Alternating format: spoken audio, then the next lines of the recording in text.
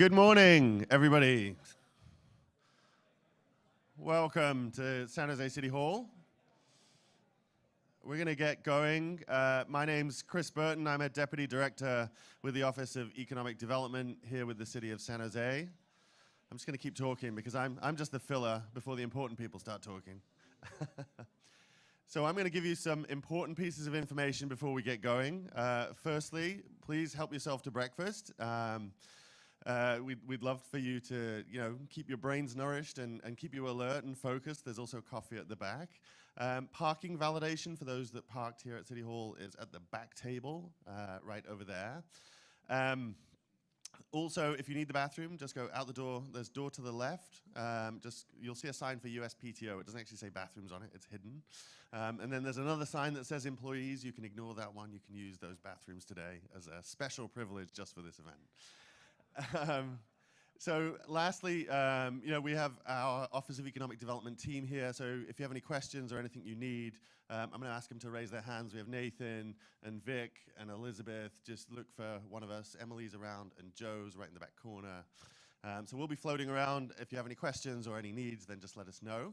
And then I'm just going to get out of the way and introduce to you our Deputy City Manager and Director of Economic Development, Kim Wallish. Great. Thank you, Chris. Good morning, everyone. Thank you for starting your week at City Hall. It's fabulous to have such a great turnout for our topic, which is an important one, which is exploring San Jose opportunity zones. I want to emphasize this is our city's first convening, and we hope to have many more. We have a couple goals for this event. The first one is just quite blatantly, we want to promote San Jose as a desirable place to invest. And we're going to do that by starting to highlight some actionable deal opportunities. In San Jose, we worked very hard to position ourselves. So we have 11 opportunity zone census tracts, and they represent some very, very diverse places, both in terms of real estate opportunities and population. We also hope today to broaden the opportunity zone discussion to include business investment, including investment in small businesses. So not just real estate investment, but business investment. In San Jose, we want to promote the idea of opportunity zones as a tool for what we call equitable development, development that benefits the local people and the local place. So you're going to see we're very interested in supporting job creation at all skill levels in our city, including manufacturing districts and small business corridors.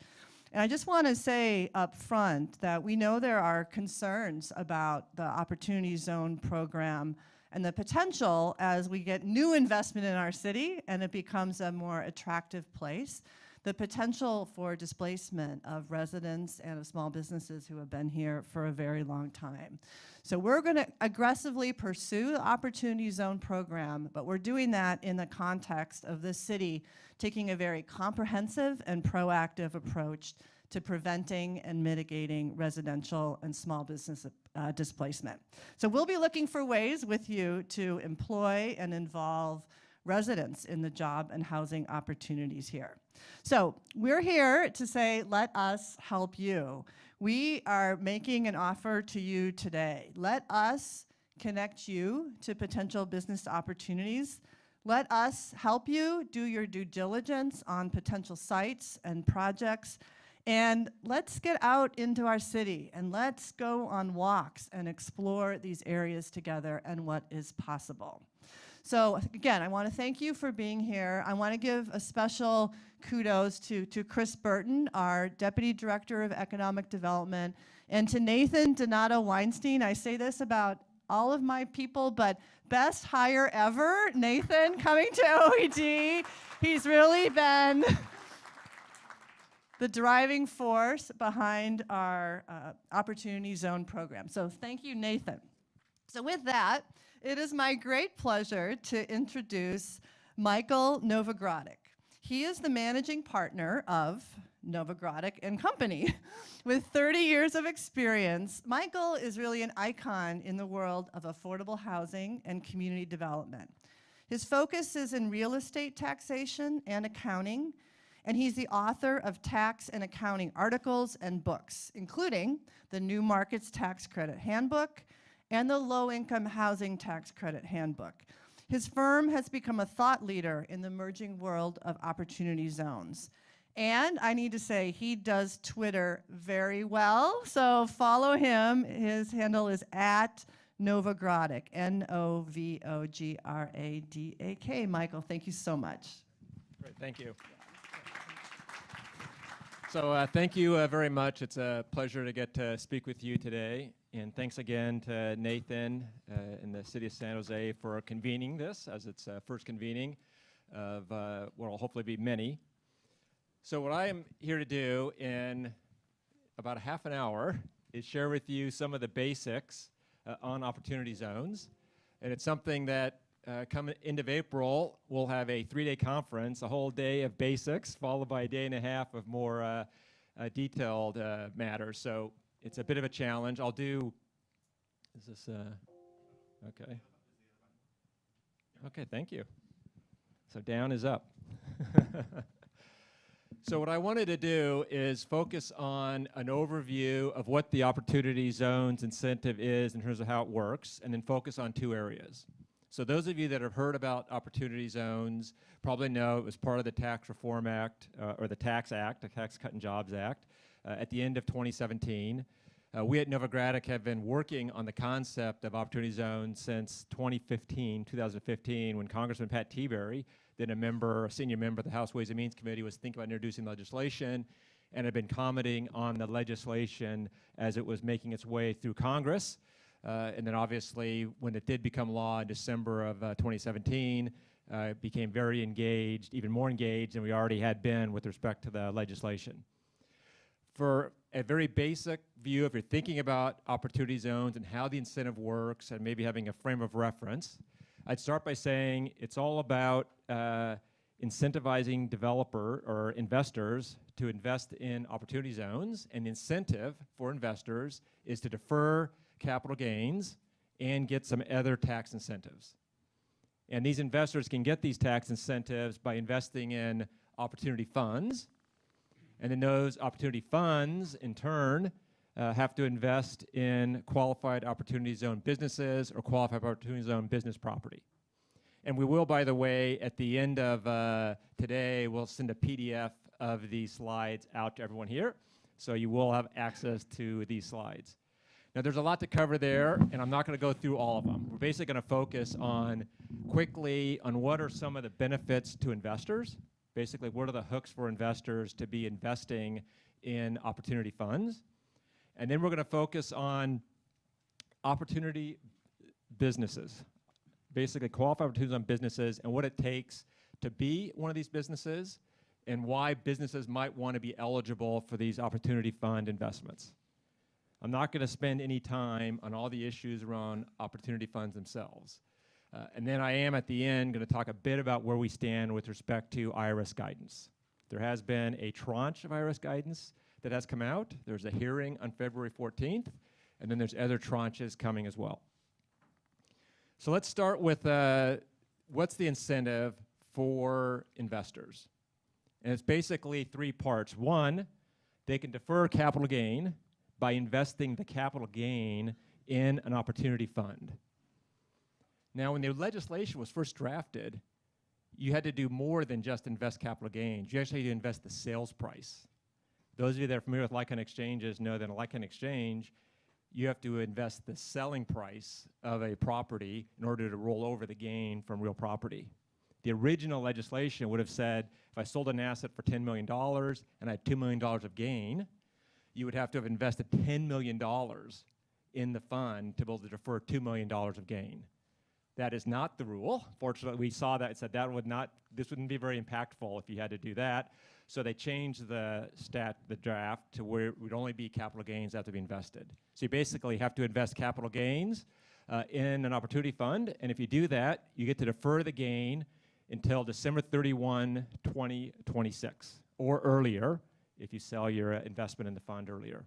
That's the A key benefit. The next key benefit is you get to actually exclude 15% of that gain if you invest by the end of this year in a fund. So if you had $1 million of gain, you'd get to exclude $150,000 if you hold the investment through 2026. And then if you don't invest this year, but you invest by 2021, then you can exclude 10% of that gain. So that's a permanent savings. And then what's drawn the most attention from the incentive, and rightfully so, is if you actually invest in an opportunity fund and you hold that investment for 10 years, any appreciation in that opportunity fund is tax-free. When you go to sell that investment, as a general matter, there's lots of caveats. So just know there's a general caveat to everything I say. Everything I say has a yeah, but associated with it. So just take that as a given, and I won't keep saying but, or I won't keep saying general. I'll just go through and tell you the general rules. But no, it's never sort of that simple. But as a general matter, if you do hold the investment for 10 years and you sell your investment in the fund, the appreciation in the value of that investment is tax-free. That's very, very powerful. And we have this incremental benefit schedule, and feel free to look that way too if you need to. I won't take offense that you're not looking at me. But the best way to look at it is you think, okay, what if I invested in a standard investment and my after-tax yield was 6%? And that after-tax yield is basically only through appreciation, nothing with operating income and the rest. It's all about appreciation. The Opportunity Zone's benefit is all about the investment appreciating over time, and if you hold it for 10 years, you'll be able to exclude that gain. If you were holding an investment over 4 years, 5 years, 7 years, 10 years, and a traditional investment after tax would generate a 6% return, that's the return you would generate if you held a similar investment and it was appreciating at a similar rate over a period of time. And you can see that if the investment was generating 6% through appreciation, you held it for 10 years under a traditional investment, well, by being in an opportunity zone, that yield more than goes up by 50%. It's 9%. Now, the focus of opportunity zones is that by virtue of this higher yield, that would draw capital into opportunity zones, and ultimately, as a consequence, the cost of capital in opportunity zones will generally become less, as well as it's generally be more accessible. And that's the foundational purpose and design behind opportunity zones. Not that investors just get a higher yield, it's that there's a higher yield to attract the capital, and then in time, the cost of equity capital goes down. So let's talk a bit about the eligible businesses. So that's what drives investors to want to invest in opportunity funds. And the opportunity funds themselves have to invest in businesses. And a foundational aspect of this investment is it has to be equity. And that's an important point. It's not debt. So the number one issue is businesses looking to raise money from opportunity funds need to be looking at this and saying, I'm going to be seeking equity investments in my business. And the other aspect about this incentive is it's only valuable to the extent that the investment has a positive yield. So there are other incentives. There's the low-income housing tax credit for affordable housing. There's the new markets tax credit for community development. There's the historic tax credit for the preservation of historic buildings. All of those provide an incentive that's not driven by the economic profit coming from the actual investment. The tax credits themselves and those other incentives will drive investment in and of themselves. Here, this is basically a tax benefit kicker to cause there to be more interest in making equity investments in opportunity zones, but not in lieu of generating an economic return. I mean, what we found within our practice is a lot of businesses, a lot of real estate developers and other types of business sponsors have found that because of the passage of the opportunity zones legislation, their portfolio of potential investments has basically kind of went upside down in that the investment potential that they had in various opportunity zones is now getting a lot of interest, whereas before the legislation, it wasn't getting as much interest. So the foundational aspect of this is it does have to still generate a positive economic rate of return so you can capitalize on the benefits. So what are the types of businesses that are likely to be seeking capital or eligible to seek capital from opportunity zone investing? New businesses. new businesses are certainly the sort of number one type of business that can benefit from opportunity zones investment. And rental real estate is clearly what's drawing all the attention, not all the attention, 75 to 80% of the attention from the actual current investment activity, maybe not attention, but in terms of the activity of investing, is generally right now rental real estate. And that's because, as I go through some of the specifics about how a business is eligible, the rental businesses fit a lot of those a lot easier. There's a lot more clarity on rental businesses. Operating businesses, there's a little bit less clarity on how operating businesses would be treated. So we're not seeing as much interest in new businesses that are operating businesses. I will note, though, that all businesses care about the operating business exception, because even if you're a rental real estate business, there's a good chance you're planning on renting to businesses, unless you're residential rental and you're renting to families. If you're rental and you're thinking of warehouse, office, industrial, the like, you're probably going to be renting it out to a business. And to the extent that that business is eligible for opportunities on investing, it should help with the financial viability of the rental business that you yourself are operating. Existing businesses, so if you're forming a new business, there are benefits to raising equity in an opportunity zone. If you're an existing business, then the way you can benefit from this incentive is if you're planning to expand. And that's a critical question. If you're an existing business owner and you're thinking, and I'm in an opportunity zone, we get a lot of questions. I'm in an opportunity zone, I understand this passed, isn't this great? You basically, as an existing business, there's no incentive for you, absent you going out and raising additional equity capital. And if you do go out use this to raise additional equity capital, you have to make substantial improvements to your business. And this is intended to be an anti-gentrification type of provision, in the sense that for an existing business to get any benefit, they have to expand. They basically have to double their asset base, more than double their asset base. And this is also, if you're thinking of residential rental, if you're thinking of rental properties, if you're thinking of existing real estate, you basically have to go in and substantially improve the building. You have to double the cost of the building. So we've got a lot of questions from residential rental owners of properties in opportunity zones, and we've pointed out to them that if you want to seek equity investment by virtue of being an opportunity zone, you'll have to double the cost of the building. And for most residential rentals that are existing and operating, that's not likely to happen. So it's not financially feasible, and it also helps with some of the direct gentrification concerns because you can't go in and do a light renovation of a residential rental property and be eligible. But that's how existing businesses can qualify. And then the third area where businesses can get a benefit and qualify for raising equity capital through this incentive is by moving into an opportunity zone.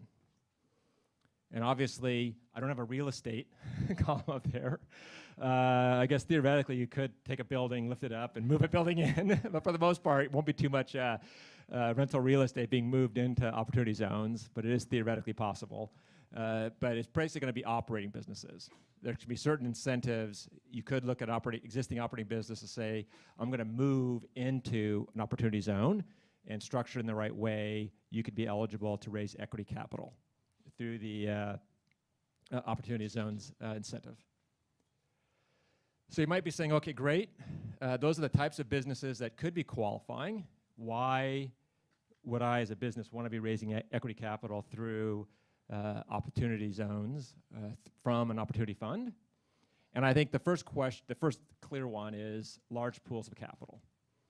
We've all heard about all these funds. If you go to our website, we have a list of funds, qualified opportunity funds, and I think the total is over 15 billion in funds that are just on our website out of 50-some funds.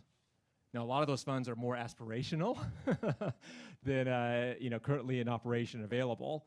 But just gives you the example. There's $15 billion made up on our list, and it's sort of growing sort of every day of capital that's out there and trying to find businesses to invest in. And so anyway, so a large pool of equity capital and somewhat identifiable pools of equity capital specifically focused on businesses in opportunity zones. It's also unique in that, for the most part, it's patient equity capital. The capital has to be invested for 10 years. So that's a challenge for operating businesses, not as much for rental real estate, but the fact that you have patient equity capital is pretty significant. And then I also think that in addition to being access to capital, in time, we're going to see lower rates of lower cost of capital. Now, first of all, just having access to capital you don't otherwise have obviously is a lower cost of capital. But I think in time, you'll start to see more measurable differences in the cost of capital. And I'd say maybe 6 or 9 months ago, we didn't see as much measurable differences in the cost of capital to equity businesses coming from opportunity funds. We're just starting to see a little bit more where the funds themselves, when they're going to investors, are saying, we'll give you a little bit less pre-tax rate of return because of your after-tax benefits, and that's starting to get passed through to the equity businesses themselves. But as the incentive matures more and competition becomes greater, I do think we'll see lower observable cost of capital for businesses, for equity capital in opportunity zones. And then also the funds themselves, to the extent that you're working with a multi-asset fund with a good track record, the funds themselves, by being equity investors, having an interest in the equity, in the return and the success of the business, they'll also be bringing along some experience, sophistication, and the like to actually help the business be successful. Bearing in mind, once again, that the benefit to the fund is if that business itself appreciates over time, over that 10-year period. So the investors themselves will have much more interest in the long-term viability of the investment, the appreciation and the value of the investment, and not have as much emphasis on the annual cash flow return. So that's not just the only, that's the benefit to businesses that are seeking to raise third-party equity capital. One area that often gets missed by businesses that are in opportunity zones or forming in opportunity zones or moving into opportunity zones is the owners themselves are going to be putting in equity capital. And the owners themselves can look at this and say, you know something, I actually have some capital gains. I could go form an opportunity fund myself. And I wouldn't try this at home. Make sure you have an experienced tax advisor so you're doing it the right way. There's a number of footfalls. It's not that complicated, but most things aren't that complicated if you know the rules. So just make sure you know the rules or you're working with someone that knows the rules. But a business owner could basically form an opportunity fund, invest capital gains into the opportunity fund, and then basically hold at least a portion of their interest, the interest that they're raising through additional equity capital to expand and the like, through an opportunity fund. And obviously, if a business owner avails themselves of that, they'll also be getting the same 3 benefits that we've talked about already on their interest. And obviously, most business owners, the 10-year hold, hopefully is not much of a limitation. And hopefully it does allow that business owner to be able to maybe invest more capital in the business and or incents business owners to locate in opportunity zones as opposed to locating outside opportunity zones. So that's something I wanted to make sure you didn't overlook. And then the other thing I just think it's important to also be aware of is there are a number of other potential benefits. You know, a lot of cities, states, counties, various jurisdictions are trying to create other types of incentives around opportunity zones. So you always want to make sure whenever you're looking at opportunity zone investing that you're looking at that as well. And then ultimately, there is a hope that in opportunity zones, you see a lot of catalytic effect. You start to see more investment in the zone itself, which raises the level of economic activity. And then as was touched upon earlier, hopefully it not only raises employment, raises income levels, raises property values, raises the tax base, but it also will help the existing residents of the community. And ultimately, when you look out in 5 or 6 years, maybe a little bit sooner, the hope is that when you look at these opportunity zones as compared to other areas that are similarly situated but weren't opportunity zones, you'll see a much higher rate of growth and the like, and as not just for the businesses and all the rest there, but also the communities that were there before the opportunity zone designation. So I've kind of talked about why investors invest, and I've talked about how businesses can use this as a source of equity capital as well as a means to invest themselves in their own businesses to create more capital to invest in the business and be in an opportunity zone. What are some of the qualifications? and I apologize right now, this will get a little bit tax wonky, and hopefully it won't be too boring for you, but I did want to make sure there are just some core basics in terms of how this works. So the businesses themselves end up having to be corporations or partnerships. They're getting equity investments, and in most cases, the businesses will be partnerships for a variety of tax purposes. So it'll basically be the business owner in partnership with the opportunity fund. And as I mentioned, the business owner might have their own opportunity fund investing as well, and they could have other non-opportunity fund investors. But it'll be some type of partnership that is bringing in the money as a equity interest. 70% tangible property test. This is the big test. This is the area where when you're thinking about a particular business and do I qualify, do I not qualify, basically 70% of the tangible property of the business has to be qualifying property. It's not about the employee base. It's not very much about the sales, but there's an issue about the sales, which we'll talk about in a moment. It's very much focused on the property itself. That substantially all of the property itself has to be qualifying property. And the qualifying property has to be new property. So it has to be acquired by purchase after December 31, 2017.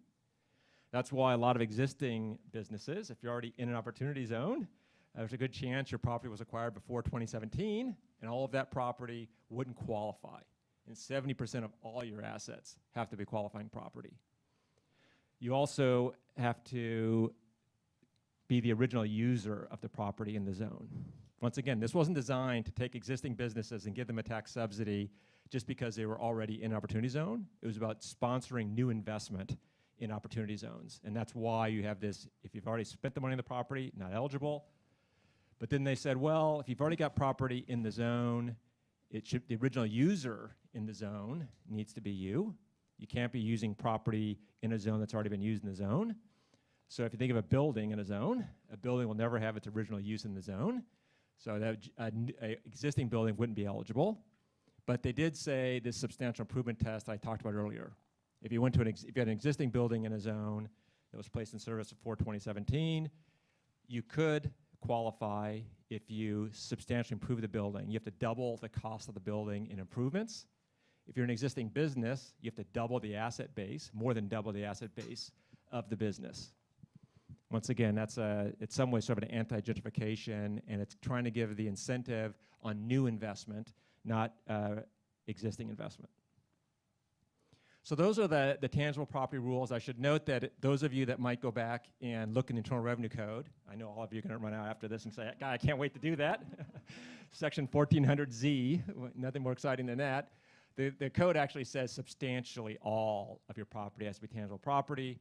The IRS issued regulations, tranche 1 of their regulations, that adopted this 70% standard. And they could, in the final regulations, change that standard. I don't think they will. I think they'll stay with the 70% standard. But they talked about maybe raising the standard. And there's a host of other technicalities on that test, which I won't go into here. So I mentioned that this is a property-based test, a tangible property-based test for the most part. But there is a requirement that 50% of the gross income from the business has to be from inside the zone. Has to be an active trader business inside the zone, and that's an area that's caused a lot of consternation. We'll talk more about that on the operating business panel a little bit later. The key here is if you're real estate and you're leasing inside a zone, it's pretty clear your income is coming from the zone. If you're a restaurant that doesn't deliver food and you only serve in your restaurant, then you're going to be okay with this 50% gross income test. Most other types of businesses where you're shipping and all the rest, there's a little bit of vagaries as to how this rule works. So this is a critical question. That's one of the hindrances for operating businesses, but we'll talk about that more later. The second requirement for businesses has to do with intangible property.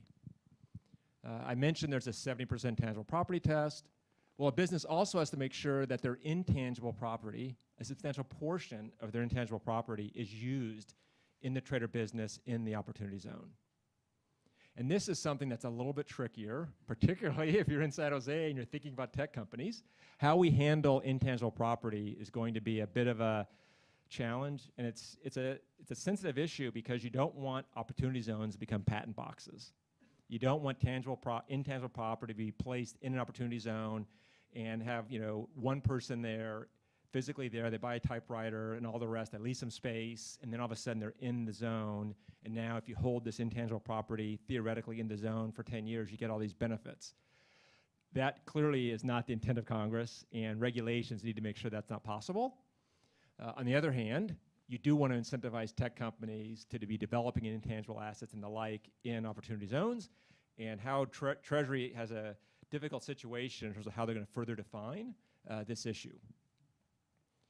And then there's also a non-qualified financial property test, which basically just says a business can't have a lot of cash and bonds and things of that nature.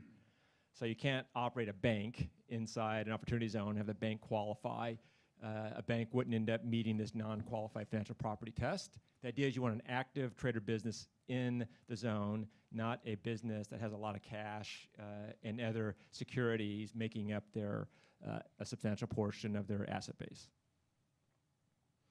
And then lastly, you can't be a sin business. And I say sin business because that's the common parlance within the tax world, is to call these sin businesses. If you work with tax-exempt bonds, if you work with new market tax credits and other community development tax incentives, they all have the same section. And a sin business is a private or commercial golf course, a country club, massage parlor, hot tub facility, suntan facility, racetrack, facility used for gambling, or a business which is the sale of alcoholic beverages for consumption off premises. And that one I would just say that's your liquor store. It's not your Safeway because that's not your principal business, and it's not your restaurant because you're not selling alcohol for consumption off the premises. It's basically a liquor store. A lot of people look at that and they say, how about marijuana? Marijuana is not a sin business, or at least statutorily, it's not considered a sin business.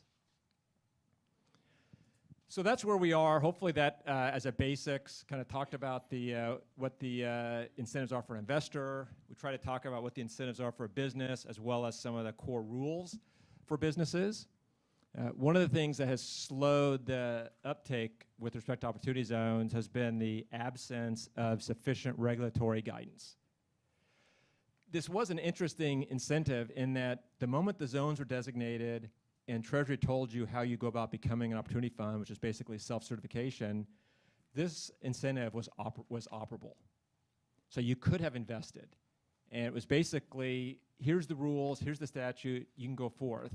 Obviously, investors said, well, that's all great, but there's all these questions that we don't have answers to. We need guidance from the IRS. And some have likened this situation that we're in right now as building a plane while you're flying it. The code section's operable, but we don't have all the rules. We're constructing the rules, and initially a lot of the businesses are trying to be as focused down a narrow path as possible, and as we get more and more guidance from Treasury, I think the types of businesses will expand more. So we have the first tranche of guidance that came out towards the end of last year. Originally, they were supposed to have a second tranche of guidance in December. Then they were supposed to have a second tranche of guidance in January. That didn't come out. So now we're expecting a second tranche of guidance sometime later this month. We'll have to wait and see how long it takes. I will note that even during the government shutdown, they were working on the regulations. They had special staff. They were considered essential employees if they were dealing with the Tax Act. So those regulations were worked on during the shutdown. Shutdown didn't help, but they will. We do expect the guidance to come out sometime this month. And there's also a hearing on February 14th back in Washington, D.C. on the first round of guidance. And then we expect a third round of guidance sometime later in the year. And one thing we do expect to come out of the third round of guidance is more instruction as to what sort of financial reporting, or impact reporting, I should say, what type of impact reporting opportunity funds will need to collect and provide to the IRS or to the Community Development Financial Institutions Fund. We're not sure who would do the collection for the reporting. So if you are thinking about opportunity funds, and you're thinking about investing, you should know that these opportunity funds will have impact reporting requirements. We just don't know what they are yet. So that's where we are with the guidance. In the course of the operating business panel, as well as the real estate panel, you get a little more detail in some of the unanswered questions about opportunity zone and opportunity zone businesses that are slowing down the investment rate. But I can also say that there was, I know personally, of well over $1 billion that was invested last year in opportunity zones. And if you look at the Joint Committee on Taxation's estimate of the investments in opportunity zones, they estimated it'd be about $10 billion a year over the next 4 or 5 years. And they estimated that 75% of those investments would come from corporations and 25% of those investments would come from individuals. Now, what do I know about that projection? Any guesses? What do I know about it? It'll be wrong. The question is, how wrong will it be? It's a question of degree. Will it be close, or will it be way off? And I've obviously heard from lots of folks that think it'll be way off. Some think individuals will be much larger. Others think the amount invested will be a lot larger. Others think it'll be lower. And I myself don't know, but I do know it's going to be substantial just by virtue of how much I saw invested last year, just what I know about, and knowing that it's going to be even more this year. And I don't know, Nathan, if you want to, with that. Can we do like yes. 3 questions? Yeah. Okay, I just need to have people use a mic, so I'm going to take this, please. And then who has a question for Michael? Yes, Regina, hold on.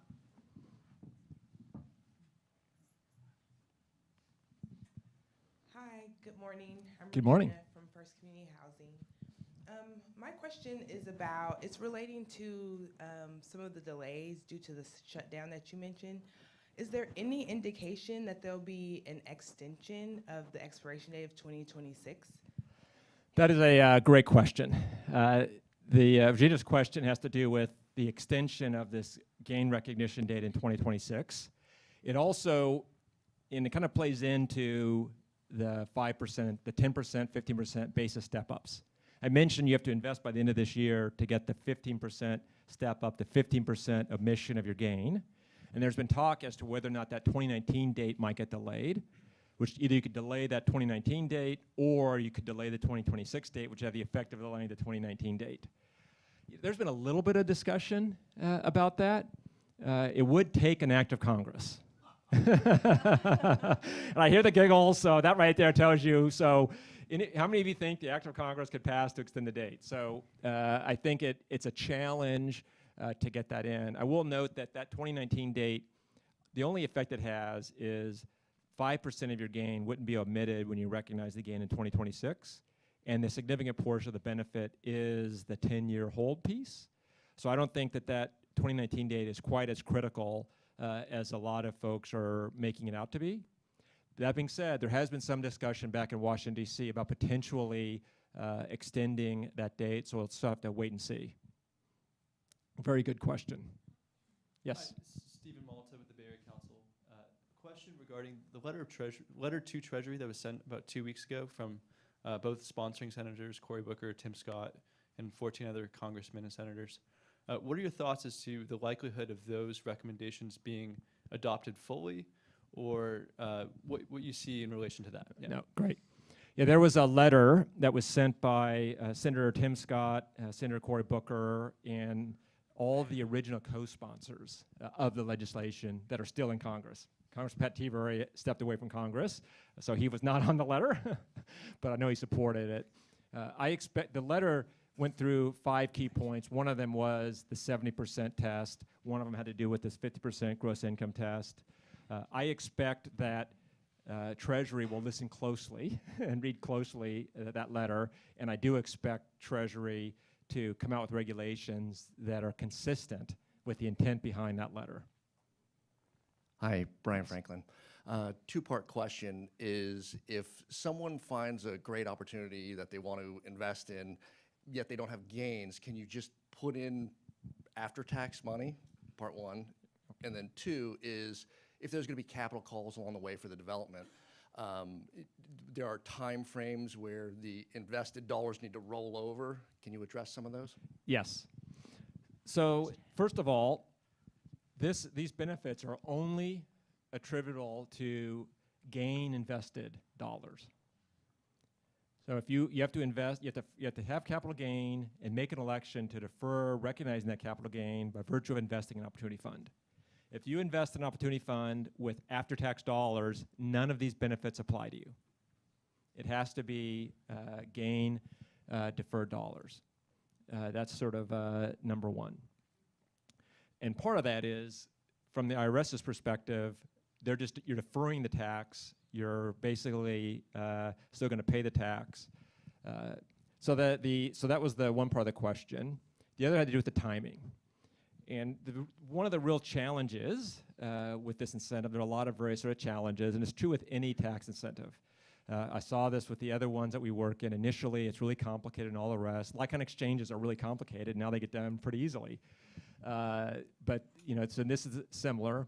But the issue is you have to invest that gain in a fund within 180 days in order to be able to defer the gain and make the election. So the money has to go into the fund within 180 days, and then the fund has to invest that money within 6 months or less. It could be within a day, depending upon the timing issues. So that 180 days, and then the fund having to invest within 6 months or less, provides some significant challenges to an operating business that's going to have capital calls and the like. And there's a number of sort of structures that are being developed to address those timing concerns, but that is something you have to be aware of if you're an investor investing, and if you yourself are investing in an opportunity fund or managing an opportunity fund. But that's probably the 201 or 301 section, not the morning section. So those are the three questions. I know we're now a few minutes over, so Nathan, do you want to hand it over? I think we're good. Does anybody have a really burning question? I know there's probably a lot. Let's give you the last one. Hi, Michael. Bert Voits with Silicon Valley Community Foundation. What are you seeing, if anything, in how cities and communities are using this incentive towards affordable housing?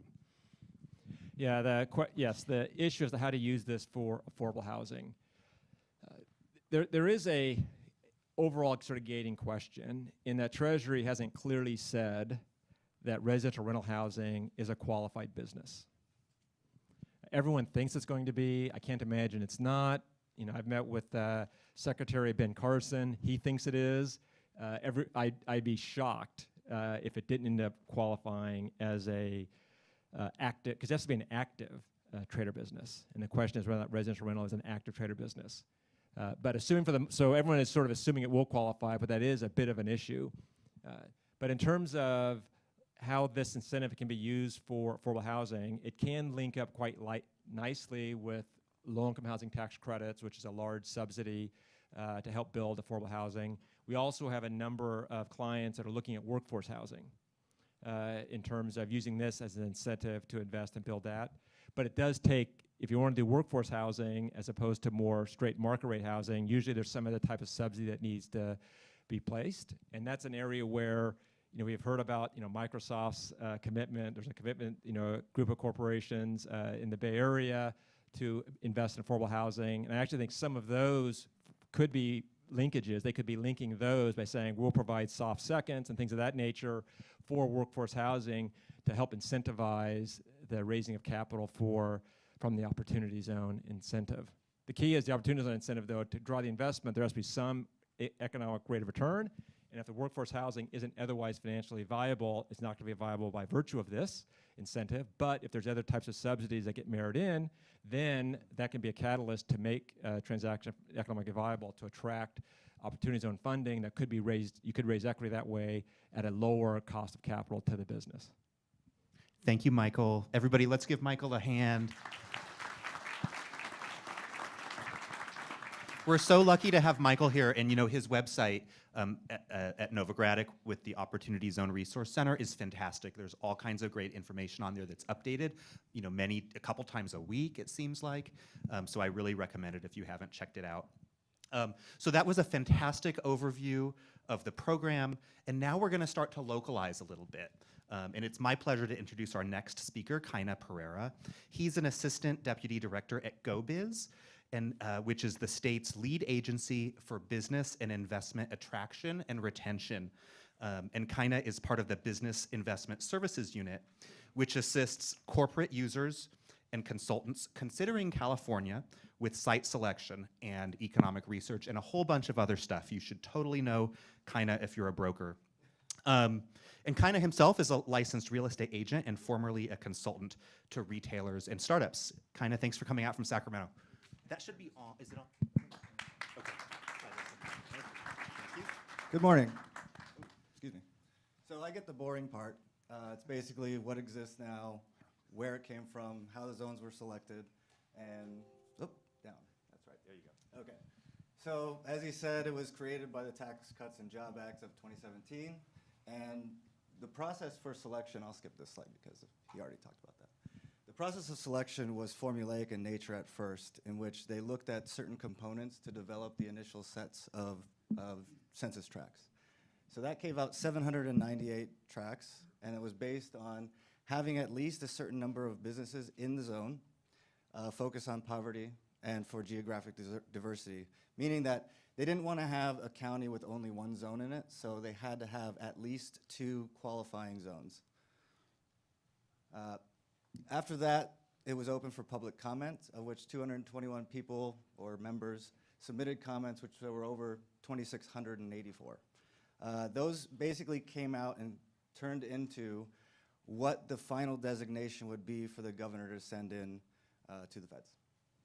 So the adjustments were based on factors that the public wanted related to them basically saying we'd rather have this zone versus this area, or they tailor it to things that they felt like would be important, so increase in affordable housing or increase in industrial technology or industrial zoning for certain areas.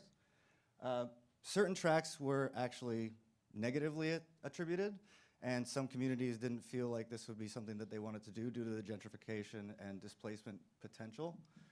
As such, the final zones were determined as 879, of which 57 of the 58 counties are represented. So here's a basic map. I'm sure that they'll go over the San Jose portion in the next part. So next is about the regulations themselves and where they are now. He touched about, Michael was thankful enough to touch upon this, and it was basically tranche 1 is complete. Tranche 2 starts after the comment period or the public hearing on the 14th, which he also mentioned. So here is the actual legislation or regulations as they exist now. It is a guidance document. There's a lot of areas of reservation, especially related to business and business operations. There is still a large lack of clarity related to to businesses in the zones, as he mentioned as well.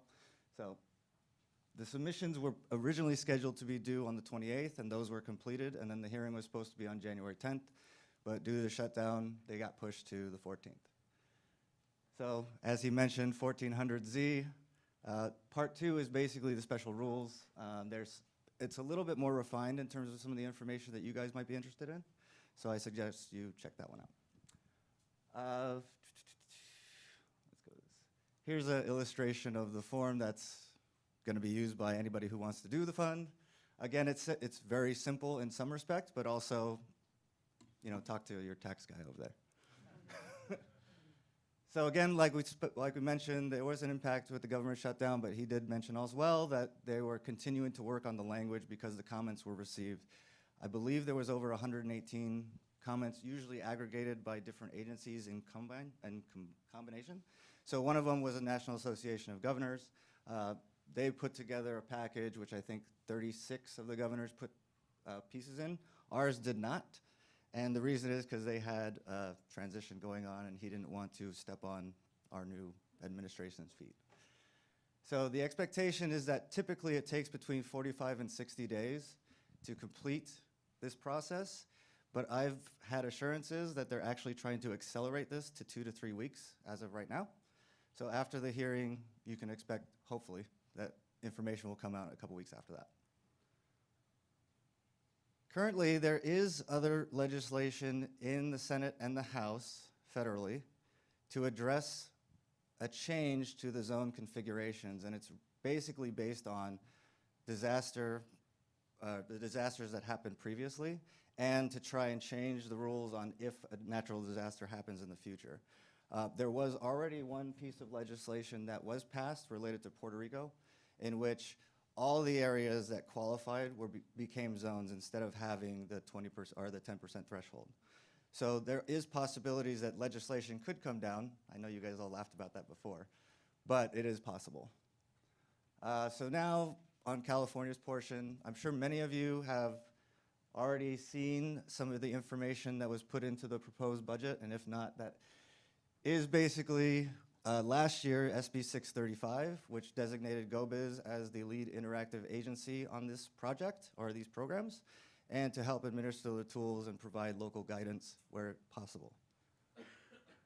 Secondly is page 94, which was from the proposed budget authored on January 10th by our newly elected Governor Gavin Newsom. And that basically aimed to focus how we would like to influence opportunity zones and their investments. So California has a very big housing shortage, and as such, we immediately aligned with affordable housing. As also we are the stewards of clean technology around the world, we felt like green tech and clean tech should also apply. At this point, because it's a proposed budget, nothing is actually in there and the language is not completed yet. So we're working on trying to get all that figured out. The other portion is related to EIFDs, which are enhanced infrastructure financing districts, which are developed by the locals to basically help bring in all the stuff necessary to make these programs, or to make the parcels near shovel ready in some cases. So the way that it's designed in that language is that GoBiz, which is my agency, will be working with the EIFDs to try and streamline process and to try and make sure that these investments go off without a hitch. As you can see, this was created in 2014. I believe that there's only 5 in existence right now, of which West Sacramento is an example. So if you want to check out some information, they have that on their website. So again, the state will also make EIFDs more attractive economic tool by pairing them with the zones program. That is specific language in the proposed budget. That is expected to go through. The second part is that GoBiz will help foster the relationship between those EIFDs and investors to facilitate investments. So the way that that works out is we have a website which is business.ca.gov, and under one of the programs is information about opportunity zones. On that page you'll see, and there'll be continuous updates to that page. That'll be basically the state's guidance for future consideration and an area in which you can send us information about being added to our mandated annual meeting. So that zones at gobiz.ca.gov. Go ahead and sign up to that and we'll add you to the meeting. And once that's scheduled, we'll be getting regular releases out there, and that's basically it. Like I said, I was boring. Awesome. Kaina, thank you so much. Does anybody have a question for Kaina? Is this thing on? We have one question. Don't go, Kaina.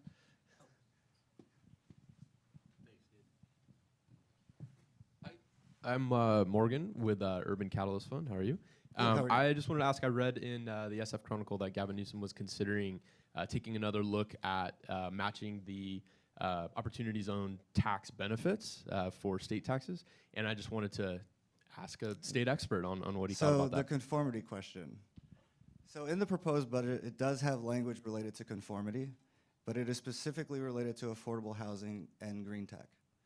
So while there may be considerations in the future of other types of investments, that is where it stands now. We are currently discussing this with all the interagency partners that we have to see what would be the most beneficial to certain areas, and we're soliciting input from locals as well. So as of right now, it's focused on affordable housing and clean technology or green technology, but it's not written yet, so there's still opportunities for influence potentially on other types of things. Awesome. Hey, thank you so much. Kaina, thank you. You know, I thought it was really important that we hear, thank you, that we hear a little bit about like how we got these zones, right? And I'm really glad Kaina was able to add to that. And also, you know, this stuff is moving quickly, and you know what the state is going to do is going to be really influential. Of the affordable housing and green tech conformance could be really exciting. So I'm Nathan Donato Weinstein. I work for the Office of Economic Development here at the City of San Jose. And what we're going to do next is kind of take a little tour through San Jose's zones to really add some context about what we think about when we look at these areas and the potential opportunities in them. When you got your name tag today, there was a packet of information, and feel free to follow along. If you didn't get one, Tyler has some that he can pass out if you want to raise your hand. And here we go. So our path on the opportunity zones really started with a late night email from our mayor. It was like 11:30 one weeknight, and the mayor emailed my boss and said, hey, here's a New York Times story on opportunity zones. Can you guys look into this and see what it's all about? And to be honest, it was the first time we heard of this. And I think a lot of other people were in the same boat. This part of the Tax Act kind of came in a little bit under the radar. And so since then, we really dived deep into this stuff. And why do we care? So we're really excited about opportunity zones for a couple of reasons.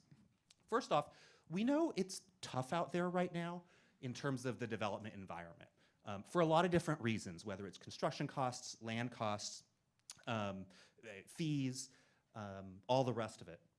And so the potential for a new bucket of capital to come in and make some of these projects work as it relates to real estate development could be really interesting and important. The other thing is that San Jose, you all probably know, used to have the largest redevelopment agency in the state. It spent billions of dollars in many of our low-income neighborhoods, including on things like affordable housing and infrastructure and business and economic support. Our redevelopment agency actually built tens of thousands of affordable housing units, or at least supported those. And that tool is, of course, gone now.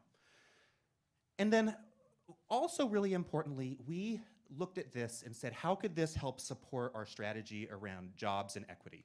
And I'm going to talk a little bit more about that in a bit. And then finally, we would love for more investors who have more of a mission-driven investment philosophy to take a look at San Jose. So how did we kind of look at what zones to put on our wish list? Of course, the state is not, the local city is not the ultimate decider.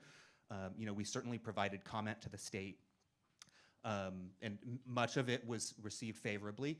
But we looked at a few things when we were analyzing the potential for these zones.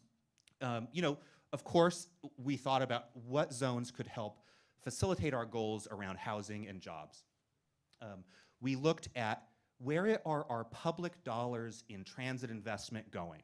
In order for this transit infrastructure to be successful, we're gonna need to put more residents and more jobs nearby. And while this process is going on, it's very quick. We didn't have all the answers. Nobody has all the answers even today. And so we thought we should probably diversify what we ask for. Diversify in terms of the geography of the city, also in terms of the development potential and types of asset classes that can be built, and diversify in terms of the existing building base, and not put all of our eggs in one basket. And then finally, we did think about how can we achieve the spirit of the statute? Where are the areas of the city that have lagging economic indicators that could benefit from this incentive, and where we have plans in place to support and guide growth? So all of this, by the way, is consistent with our general plan. San Jose is a pretty growth-friendly city. We have really ambitious goals around increasing our jobs and housing and trying to bring that back into balance. As many of you know, San Jose has long been a bedroom community for the rest of the valley. So we got some zones. This map is in your book. I'm sure you've all studied it well, but if you hadn't, what I'm gonna do is just take you on kind of a quick tour, and starting with the area that's gotten just a ton of interest. And so that's downtown. It's actually 4 zones, and it's not all of downtown, it's much of downtown. Downtown itself, by the way, is not monolithic. There are many neighborhoods included in here with many different types of community needs and attributes and development potential.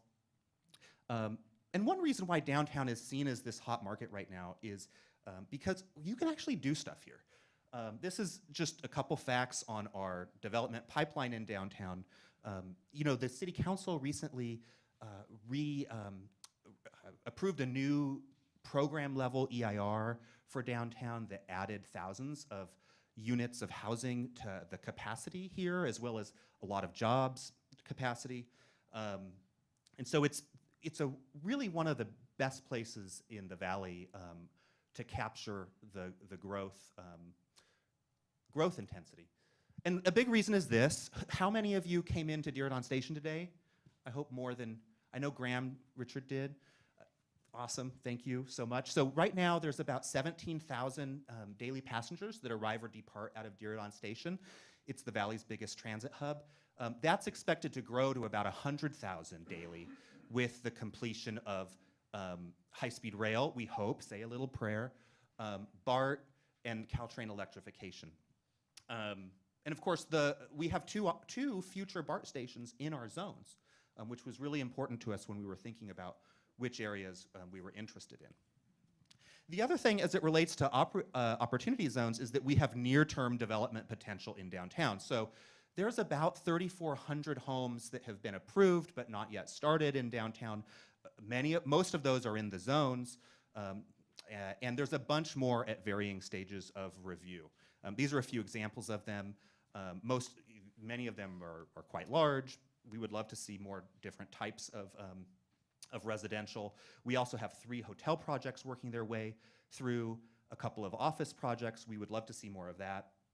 And so, you know, it's really a legitimate question. If all of this is going on and there's all this momentum in downtown, why do we think opportunity zones might be needed or useful? And, you know, really, one thing to keep in mind is that we actually haven't seen the amount of projects breaking ground in downtown San Jose as we would have liked or expected to, given the remarkable economic expansion taking place in the rest of the valley. And also when you compare us to other cities that have had large growth booms during this cycle, like Seattle. And I think there's a lot of reasons for that, which we can talk about, and we do. But the idea that you could have another pool of capital come in and partner with some of these developers that have entitled projects kind of ready to roll could really help. The other thing about downtown is that downtown, to be honest, still really struggles in a lot of ways. So retail struggles here. Small business struggles here. There's a lack of foot traffic, and residents don't have access to key services that we would like them to. So what we need in downtown is just more people, more businesses, more public activation. So on this screen are a number of buildings that had been largely vacant, sometimes for decades. And all of these buildings have recently been acquired by really visionary developers who are working on some really exciting renovation projects. And each one of these turnaround projects is going to dramatically improve kind of the microeconomy around these blocks and just boost these streets and corridors and improve everything about the way they look and feel. And the thing is, there are plenty more of these. There is plenty more room to do stuff like this, which could and by the way, these projects, I would imagine, could probably meet the substantial improvement test. The other thing where I think opportunity zones get really interesting is when you think about integrating a bigger economic development program into them. And so this is San Jose Moment. This is a cluster of what used to be parking stalls that are located in the San Pedro garage. And what happens here is that every couple of months, a new cohort of startup retailers comes in working with San Jose Made, Mari and Ryan I think are here today, that kind of build their business and generate their base. And these are fabulous retailers. You could have the most dedicated Amazon Prime shopper and they will love these places. What if you had a opportunity zone project funded project for them to land at when they graduate out of here, or a small business investment fund that could help them grow as they leave the moment spaces. So we think that kind of this bigger picture ecosystem idea is really exciting. And of course, downtown already has a robust incubator and co-working network as well. I'm going to zoom through some of our zones now and just point out what we think is pretty interesting. These are our Near East Side zones. They include the Little Portugal and Five Wounds neighborhoods, portions of those. And there's lots of similarities with downtown, including future BART access. These communities have been really involved in developing community plans to guide development in them, including on the future site of the BART station, where VTA, which is building BART, will eventually go out and look for a partner to develop that site. And so there are a number of really vibrant small business corridors on this street that are really important to the communities there and serve the ethnic communities in this area. And they're great, and we want them to stay and thrive. But there still are potential catalytic renovation and development projects in this area as well, like the vacant Mexico Theater site, which was oddly enough once owned by Steve Wozniak. And where things get really interesting as well is when you go to the north end. The BART station you see up there will actually come online in about a year, which raises the profile of this industrial area on the north side of these zones. We think it could make it a really interesting place to intensify. You know, in Fremont, you've really seen a proven model of transit-oriented industrial, and we'd love to see how that could play out here. You already have these strong anchors in this zone, like Therma, which employs 600 people doing HVAC. And of course, Prospect Silicon Valley, which is our clean energy accelerator and incubator in this area as well. So we're really excited about the industrial capacity in our zones. I think when people first saw our zones, they maybe didn't quite get it. We see this as a key way to attract and expand industry. You know, San Jose has a higher percentage of residents who do not have advanced degrees and who are employed in industrial industries like machining, automotive, construction, manufacturing. And those industries support thousands of families in San Jose and in the area. And having viable industrial areas is how we keep them in our city. So what you'll find in this zone, you have solar manufacturers like Bentech. You've got food production like Keystone Coffee. You've got a lot of trucking and distribution. It's rail served. And you have land. There really is land here. And so we think this would be a great place if you were, say, a modular housing factory looking to build a production facility in the Bay Area. Maybe you're installing your homes in other opportunity zones. Or a commercial kitchen.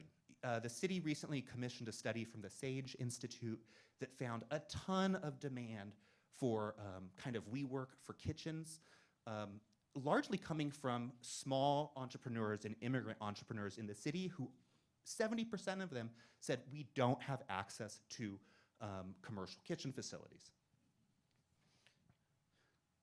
Our North San Jose zone is really interesting. It's really diverse. There's plenty of room to expand. You'll find it's got a huge base of multi-tenant office space. There's entitled office site there. This is a building that could be built right next to Bay 101 Casino. There's also significant low-intensity legacy land uses like older motels. There's airport parking. We all know what Uber is doing to airport parking. And we have an airport. There's significant amount of public land in our zones and in other city zones that we're gonna have to think about what are the opportunities there. And then finally, I'm getting to the end, our east side zone is really dominated by retail. Now, unfortunately, because of the existing county airport, across the way here from this zone, as well as some pretty restrictive city planning policies. Ground up new development in this zone is tough. But we think there's still some exciting opportunities as well. So the zone itself is dominated by East Ridge Mall. It's not a dead mall. It's actually my favorite mall. But it does have exposure to some legacy department stores. It would be interesting to kind of think that through. There's also a fully entitled retail site in this zone that could be built. One of the few in the region. Most of our sort of traditional retail centers have been built already.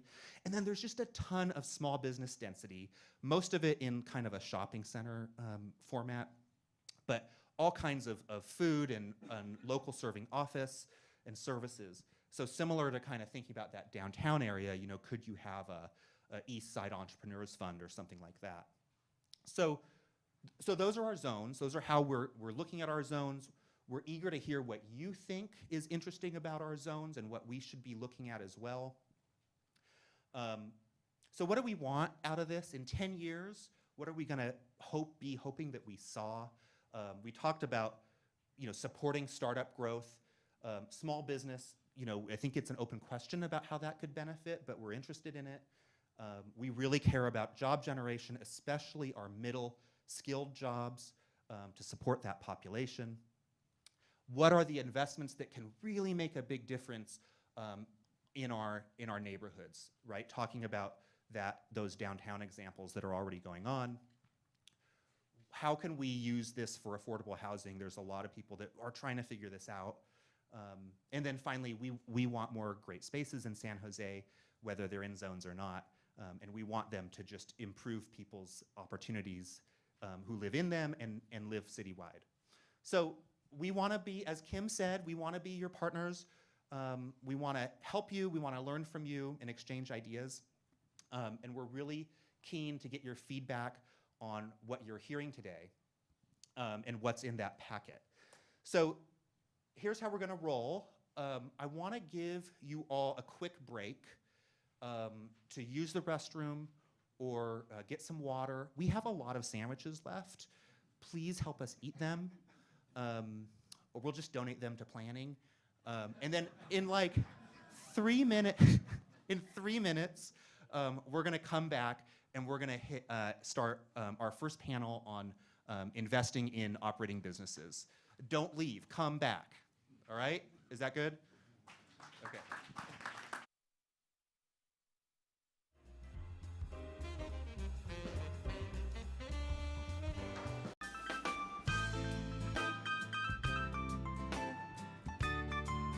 Short break, but they're gonna kick us out of the room at noon, so I wanna make sure we stay on schedule here. Thanks so much for getting back in your saddle in just a minute. Are we okay? I was a little awkward in time. It's hard, right? It's hard. I think you really Tried to add a little color. I didn't want to be salesy, I wanted to just add context, it was right? Yeah, it wasn't salesy. It was subtly like very effective. I think. Oh, good. Presented a diverse. Hi, David. How are you? Good, how you doing? Good. Thanks so much for coming Thanks on short for inviting notice. me. Yeah. I'm sorry I didn't give you the invite like sooner. It just problem. realized. I was available. Okay. Good. Basically sounded like this I great wasn't projects trying to that make you it sound like a gold mine. Because it's not. I mean, our message is Brad, good to see you. Good to see you.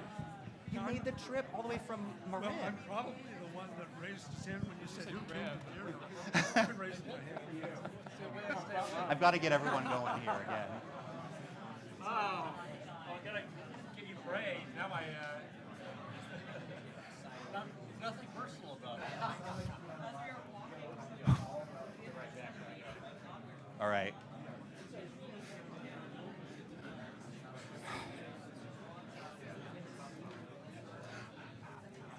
All right, you guys, this is your 1 minute warning. I know you're all real estate people, so you just want to network, which is great. We love that.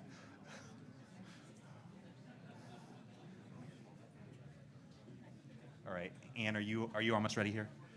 She's ready. Daniel's ready. Michael is just getting a drink. Virag.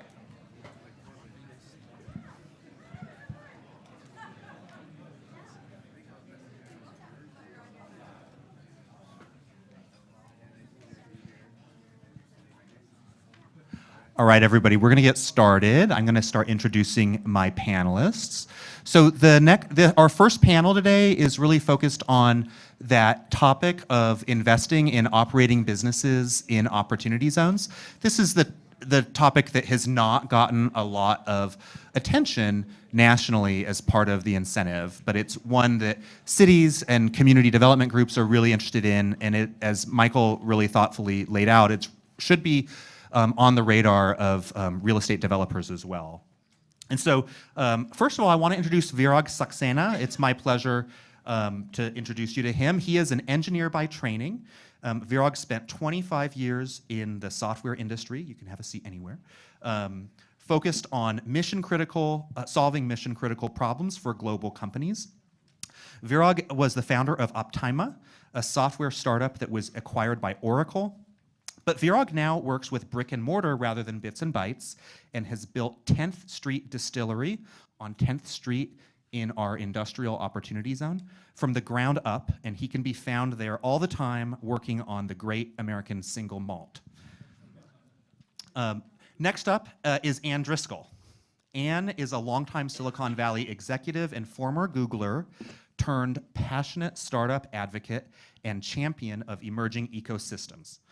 Ann joined Launchpad in 2017 as president and chief operating officer to create a high-growth company through the expansion of the Launchpad network and the creation of the Launchpad Fund for investing in opportunity zone-based companies across the US.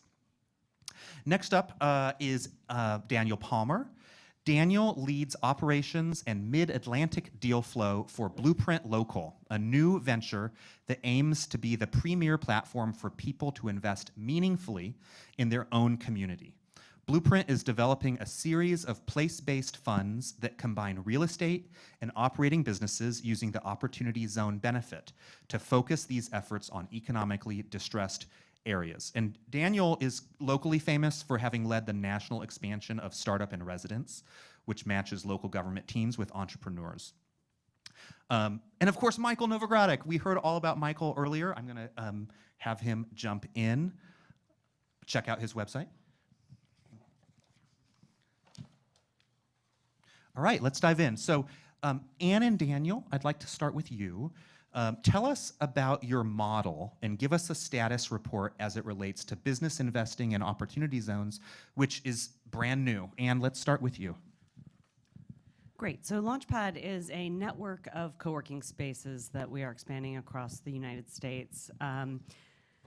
We started our expansion actually last year in January, and we've opened up 3 locations. So our first location was New Orleans. We were in New Orleans in the warehouse district for about 7 years, and started our expansion into Newark, New Jersey, Nashville, Tennessee, and the most recent location in Memphis. All 3 of those locations happen to be in opportunity zones, thus meeting that December 2017 requirement. And we look at the approach here as a full stack approach. So we have an operating business that operates in the zones. Our business is really focused on entrepreneurship and really invigorating those locations. So we act as a hyper-local business that focuses on the expansion of sort of that entrepreneurial community. We also look at the real estate side, so bringing in funds to invest in the bricks in those locations so we can have multi-experience and placemaking activities. And then we're in the process of raising a venture fund that would be focused on high-growth startups. And obviously with the venture fund, we are very much in waiting mode on what the actual regulations will come in and the various tests that need to be satisfied for us to be able to do that. But our view is that that full stack model allows us to really have an impact in the zone. Awesome. Daniel? Yeah, thanks. So Blueprint Local is a new platform that's really focused on creating inclusive community investment and inclusive development. And so the work that we do is a lot of organizing and collaborating between various stakeholders to, somewhat similar to what Ann just described, focus on very specific hyper-local areas within broader communities. So if you think about the work that it would take to create inclusive economic activity within an area, there are a number of different pieces in there of folks who don't always sit at the same table with each other, of bringing together real estate and businesses, and both businesses that are going to be providing more amenities, and then also ones that can be real drivers of high quality growth. And so a lot of our work has been around taking folks who are focused on those areas and bringing them together to help actually drive inclusive economic development together. And Daniel, you actually launched last week formally, right? So tell us, what are the types of businesses that you're looking to invest in, and how do you look at geography?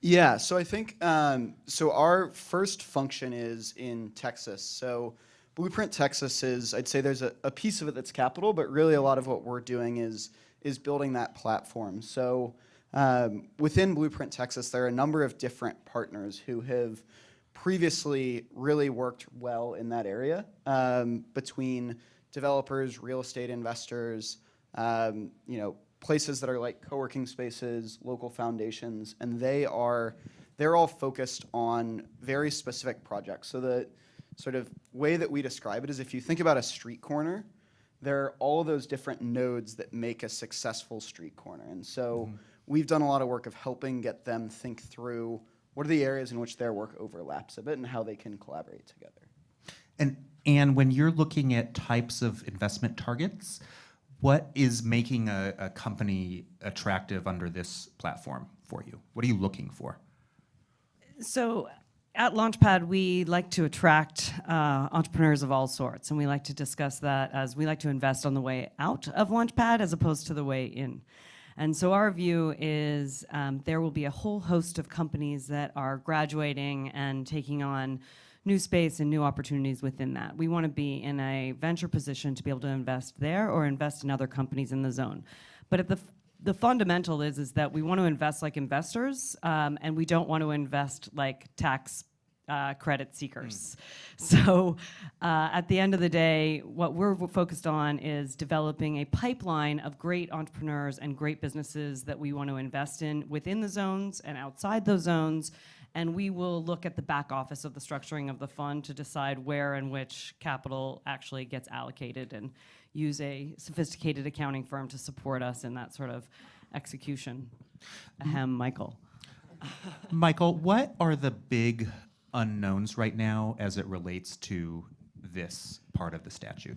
Yeah, thank you. There are a few, unfortunately, that are particularly applicable to operating businesses, which is why the uptake in operating businesses has been quite as substantial as it has been on the rental real estate side. I talked earlier about the gross income test. 50% of the gross income from the business has to come from inside the opportunity zone. How you measure that isn't very easy, so that's definitely a barrier to a lot of operating businesses when they meet that test. I do expect the next tranche of regulations to have some examples, basically safe harbors, that I think will make it much easier to deal with that issue. The second one is the intangible property test, how you determine if a substantial portion of the intangible property is used in the opportunity zone. That's that's more of a narrower set of businesses, but an important set of businesses, so that can be a limitation there. There's also, for existing businesses, I mentioned earlier how if you're an existing business, to qualify, you have to more than double your assets. Well, there's an issue that only tax accountants could love. And when I say that, I mean the statute says that you have to, when I say more than double your assets, it's your additions to basis have to be more than double where you started. Additions to basis. The question is, do you have to double every individual asset? So would you have to, if you had a printer, if you added a second printer, does that count? Or would you have to fix the existing printer? So that additions to basis question, we're hopeful in the next round of regulations it will be as simple as just double your assets of the operating business. But right now, that's not the case. it's unclear, so that's an impediment as well. And that's actually at the operating business level. I'll also say at the fund level itself, a lot of funds that would like to invest in operating businesses would like to be able to have some idle cash at the fund level, and there's severe limitations on the cash reserves at the fund level. And it's also unclear how much pre-funding of a business's operating needs could be made without violating a series of tests. So there's some fund level structuring issues that we're still waiting on. And then maybe the other issue at the fund level that's getting lots and lots of attention, and this was one of the 5 items in the letter that the senators had sent to Treasury, is what we refer to within the Opportunity Zones Working Group at Novogradac as the interim gains issue. And that is that if a fund itself were to invest in an operating business and sell that business within the 10-year period, as it stands now, that gain would be taxable to all the investors in the fund, and as such wouldn't be eligible for a step up. We are hopeful that Treasury will change their interpretation there, but as a consequence, funds that want to invest in operating businesses have to plan on investing in the operating business for the full 10 years versus investing for 5 years and then rolling that investment into another operating business. But anyways, that's a handful of some of the issues. No, that's really and I'll stop there. Yeah. So Virag, you are an entrepreneur that's located in one of our opportunity zones. Of course, you signed your lease a little bit before the law took effect. And you didn't know at the time it was going to be an opportunity zone, and neither did we. One reason I think this is really interesting is that potential to potentially make these areas more attractive, though.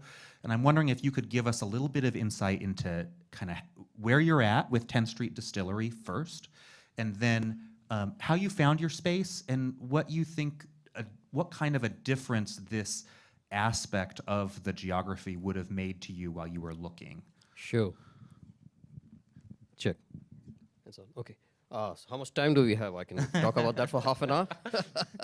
So we started looking for a space in 2015, and it took us about a little over a year to find a space in this market. And some of the things which we were looking for was a city we could work with. Distillery is a fairly new concept, so rules and regulations are not fairly well understood yet. They are still open to interpretation. This is craft distilleries. There's a huge boom going on in that. Reasons for that are fairly interesting. You're taking something which costs about 40 cents a pound or less, and then you're transforming that into a much higher value product with much higher margins. The reason people had done distilling all the way, it's mostly the farmers used to do that to prevent their crop from perishing, right? And so same thing is happening now. The market is growing very fast. The beer market is actually shrinking, and you find that the spirits market is taking market over from that. And within the spirits market, and same thing is happening in the spirits market also, where within the beer market, the craft brewers had been taking market away from the large manufacturers, and the same thing is happening now in the spirits market, where the number of distillers, number of craft spirits is exploding. And part of that also is you have smaller producers who are making high quality, locally sourced products which consumers are looking for. So when we were looking for that, some of the things which we needed were things which a manufacturing or industrial zone is ideally suited for. Heavy power, lots of gas, lots of square feet, which ideally not at the retail rates, and also ability to easy transport network. And when you start looking for those things in a market like Silicon Valley, where mostly what has been happening is most of the real estate has gone from manufacturing to R&D to office space, it's hard to find, a city which is willing to work with you on something which is a new concept like that, as well as find the right space.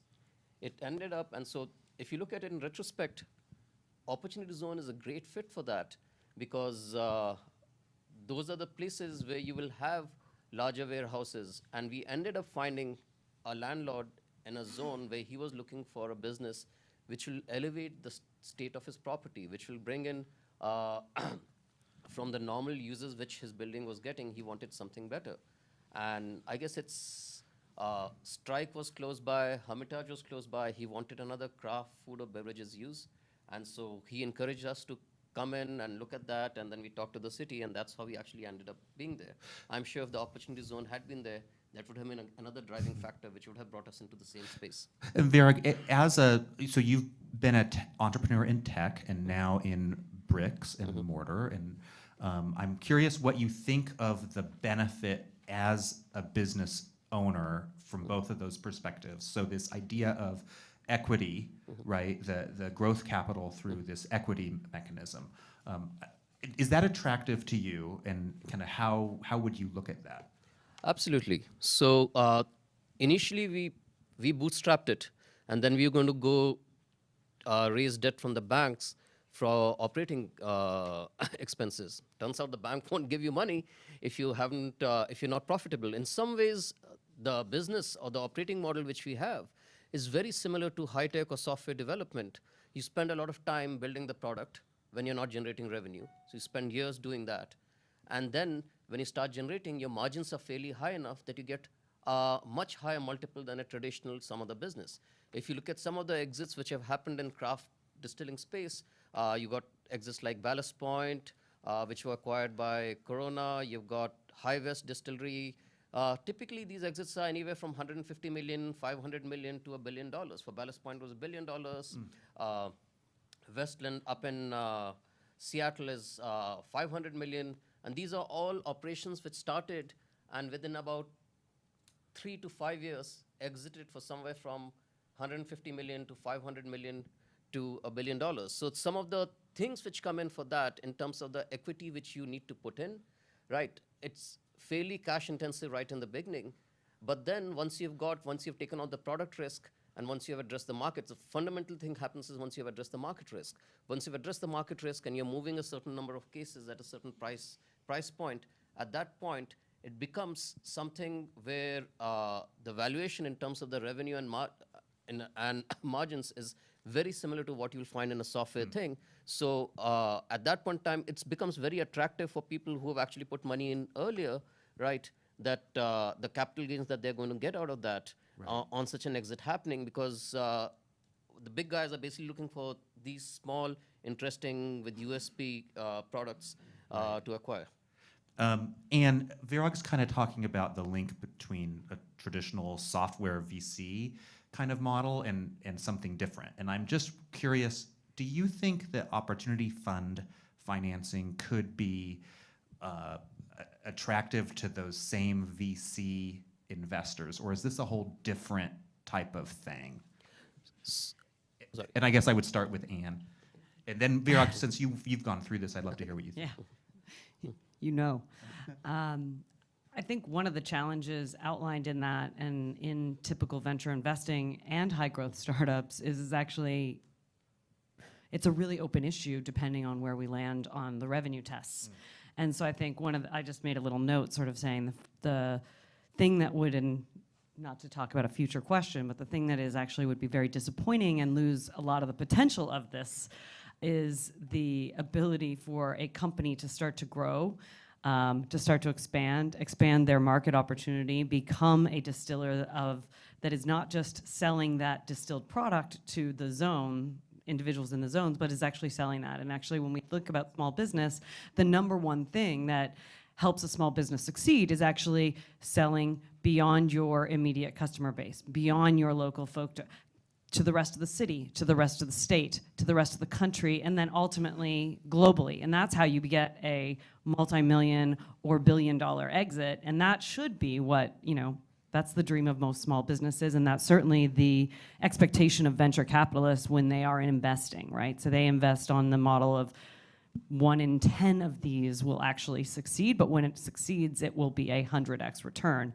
That's going to be really challenging when you think about the hyper-local nature of these zones. And so I think that is very dependent on what will come back from that. And I think it does change the profile of the actual investor in these venture funds. It also changes the mechanics of how we would invest in high-growth startups, and which is why it's important to be an investor first and not a tax benefit seeker. And I think the last thing I would say on that is that the benefit that we can see is that it actually opens up a new investor class in high growth and small business startups, which are those mission-driven investors that have typically invested more on emotion and the mission and the impact, but can actually now invest and have real returns. And so I think that's how we would balance those approaches. But I think the venture investor is going to have a hard time scratching their head on some of the constraints that exist from the tax law, and they'd rather probably make bets on big growth companies that are independent of constraint.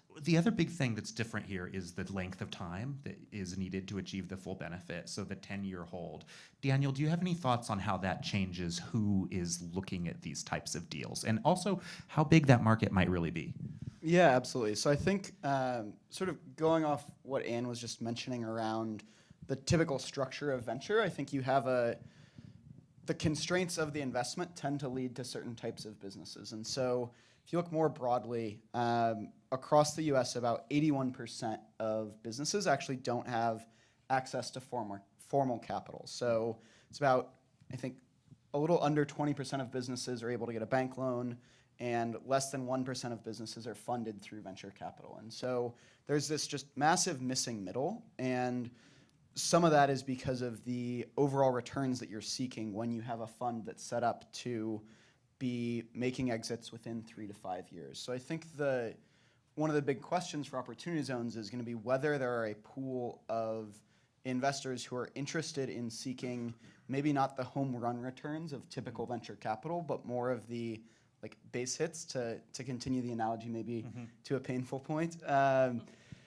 But where if an investor can get, say, a 3x return over 10 years, more consistently across their portfolio, but may not hit those single 10x, 100x companies, that might be attractive to a large pool of investors, and there just haven't been as many of the structures to do that before. And so I think from my perspective, one of the benefits of the tax incentive is that it started a conversation around ways that folks might think differently. And even if some of that is more psychological than it actually is going to matter on the balance sheet, I think there's real value there. I think just by the very nature of the legislation and the interest, I mean, seen in this room here, I think it actually does drive some change in practice. And I think when we are thinking about investing, we're thinking about investing in what we call momentum markets. So lifestyle cities where people are wanting to still can buy a house, where we can go back and have a tech-enabled business. They are going to be base hit companies. They're not necessarily guaranteed to be a home run business. But what we see there in the venture capital world is that you see a lot of angel investing happening at the very local level. And they like to extract their pound of flesh. They have very aggressive terms, and they definitely are not founder-friendly like we see here in the Silicon Valley. What we believe is that because of this legislation, it allows us to approach, and what's great about all the cities is that it's been very intentional. What are the zones that I'm going to select? What are the businesses that I'm going to support? We actually are seeing a very intentional nationwide approach to opportunity zones, which allows us to then have a nationwide approach to investment. And if we can rewrite the rules of how investors go in and invest in companies that are on the way up, regardless of whether they live in the zones, regardless if they actually pass all of the tests, if we can level up investors across the country to actually invest in companies that are making those base hits, then we will see the entire economy rise. And that to us is, the nature of opportunity zones is not just about, can I get a tax incentive? The spirit of the law, the spirit and intent was, can we actually enable entrepreneurship growth and success in these zones across our country, therefore raising the entire economy. And now you can see the other side of me that's not the Silicon Valley base. Michael, one thing I think of, though, is that when we look at what most people are interested in opportunity zones, one reason why the asset class is real estate is because that's where you can deploy really large amounts of capital, that people have capital gains that they're looking to shield. Do you think that the size of the operating business deals, likely to be much smaller, right, is a problem for generating, and is one of the problems hampering the enthusiasm, or is it just that people don't know about it? I actually think what's hampering the enthusiasm, I wouldn't even say it's hampering the enthusiasm, I would think what's hampering the execution is the IRS guidance. And there is a lot of enthusiasm when I speak at various conferences, and when you talk to the folks at Economic Innovation Group, and they're the think tank that's really behind this legislation. They are very focused on operating businesses being able to access this capital. And they recognize the barriers that exist currently and how Treasury could do a lot to alleviate those barriers. So I look at Treasury and say, if this ends up not being adopted by a large number of operating businesses, it's going to be because of those barriers. As I sort of noted earlier, every business that's thinking of starting needs to be thinking, should I start this business in an opportunity zone? That's almost a foundational question. Every business that's in an opportunity zone needs to be thinking, is this where, what impact will this being an opportunity zone have on my future as a business? If you're looking to if you're a business outside of an opportunity zone and your lease is expired, you've got to be looking at an opportunity zone and saying, should I be moving into an opportunity zone? Now, I'm not saying the answer to all those questions is going to affect your decision, but you have to be asking that question. And in at least in a number of those situations, you're going to say, boy, there are a lot of reasons to be in an opportunity zone. The question is just going to be, will the IRS guidance come out in a way that you can be eligible? So Virag, you self-funded, correct? Can you tell us a little bit about your financing story to Sure. getting 10th Street off the ground? So me and my partner basically bootstrapped the company initially to buy for all the capital expenditure and stuff. And our plan was, after we get it up and running, then we will raise some operating capital from banks as a debt to do that. But turned out that we couldn't do that because the bank went back and said, oh, what have you guys been doing for the last 2 years? And we said, we've been working on this. So it says, what is your income been? I'm like, nope. So that was a non-starter. So we ended up raising some money from friends and family to put into this. And this was all prior to this whole thing going into. Our short-term goal has been basically to get a certain scale up and running, introduce the product in the market, which looks good so far. We ended up, even before the product hit the market, we ended up winning in a blind tasting at Whiskeys of the World. We got a gold label, gold award for best in class. So the bartenders said, thank you. So that's an example of the challenge, Daniel, you were mentioning about access to capital and how sometimes the loan products just aren't there. What do you think about the types of businesses this would be right for, and the types of businesses it wouldn't be right for, beyond just the businesses, the massage parlors and stuff like that? Yeah, of course. I mean, I think the story that you're telling is probably very common, and throughout past examples of different economic incentives at the federal level, you've seen new institutions develop within the U.S. to actually help support the intent of the legislation. So groups like CDFIs and other different financing institutions have grown throughout the past, but there hasn't been really anything for companies that are higher risk, and so the equity investment side has really lagged. And so I think one thing that we've seen is that there are a lot of companies that, and maybe to not be too insightful and go back to what we said earlier, but there are a lot of companies that aren't going to have your typical like software as a service company explosive growth, but that are going to be hopefully more transformative and hopefully larger employers than just a like single site restaurant that right now are very, very constrained in their access to capital. And so I think you'll see a lot of interest of investors to help support those types of businesses that way. And I think hopefully in my mind, the types of companies that will really start to see success are ones that are foundationally strong companies that are showing strong revenue growth, that are on a path to profitability, and that are going to be hiring a lot of people from within the communities where they already are, so that you can have sustainable growth that's really broad-based and broad-shared within a community. And what are the other elements of a successful place-based investment strategy beyond just the targeted investment in the business? I think anytime you get place-based, we want to see results from that. And so what we see is, the rise of more, for example, in our Newark project, we're in a historic redevelopment down in an opportunity zone. Within that space, there is now a Whole Foods. There's a retail, banking, and a launch pad, and also mixed use with residential above. What we're seeing there is that it's actually creating, I mean, this is Newark, New Jersey. I don't know how many of you have been to Newark, New Jersey recently, in the downtown. It's changed dramatically in the last 15, 20 years. This is now a destination. It's across from a gorgeous park. They've created a lot of corporate activities and head offices that are based there, and that's what we're actually really seeing is that now this is a thriving part.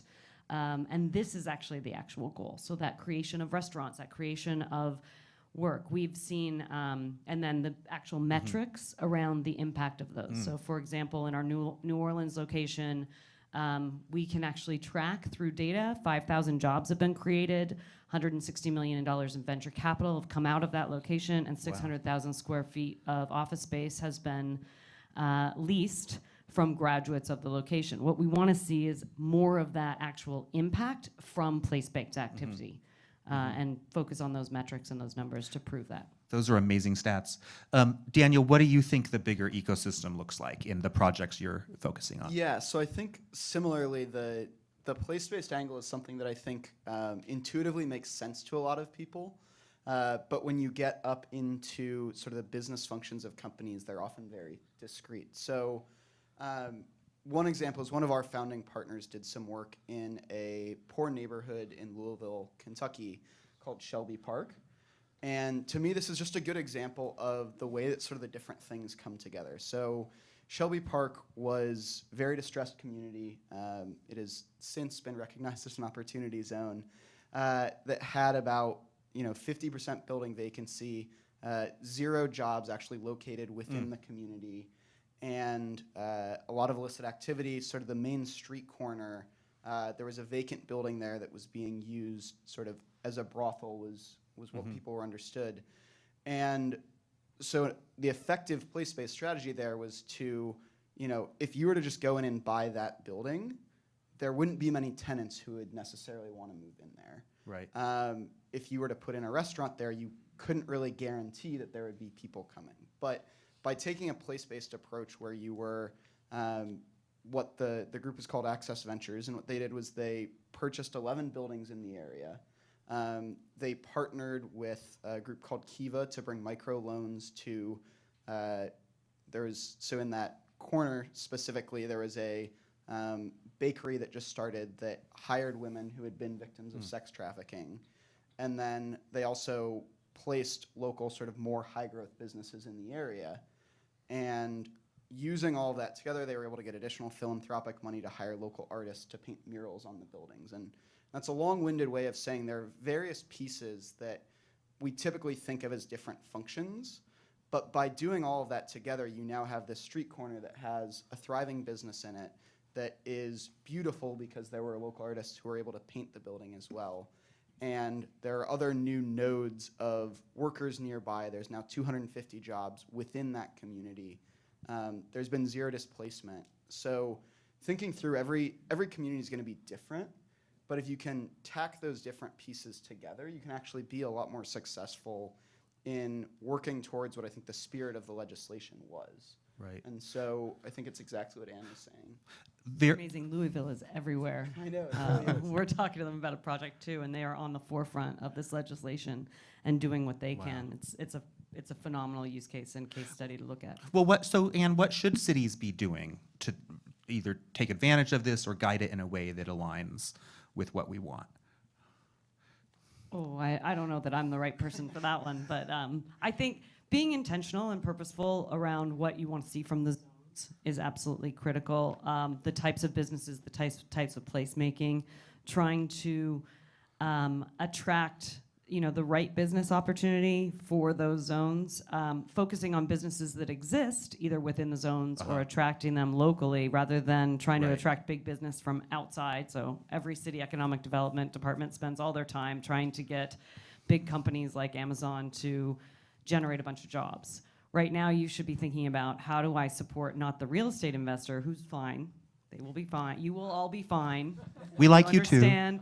You understand how tax credits work, but actually thinking about how you're helping those small businesses really thrive. Because the reality is of a place-based approach and with opportunity zones, the goal and the objective and the spirit of the law is to inspire entrepreneurship, to bring more prosperity to the zones, and to help it be more economically viable. Right. If we buy a bunch of buildings and rent a bunch of offices or rent a bunch of apartments, we're not doing that. And so how are cities really helping those zones thrive is really critical through tax credits, through other initiatives, whether they can be opportunity zone or otherwise. Right. Virag, what do you, knowing what we know, and we're still learning, all of us are still learning about how this works, knowing what you know about this potential for these areas, what do you hope is the outcome in your business neighborhood as a stakeholder? I would look at two main things. One is obviously you would want to have more high value generating businesses move into the area, meaning when it's interesting because we moved in, some other landlord at next door leases out spaces to users which we don't find very cohesive over there. So we are trying to create a community by talking to Hermitage, which is close by, Strike Brewing, which is close by. Like to see more, manufacturing users, high value users coming in.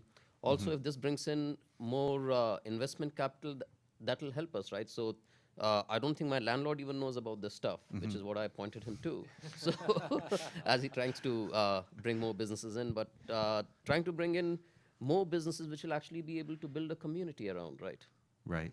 Michael, last question goes to you. What do you think success looks like in 10 years on this aspect, and what does failure look like?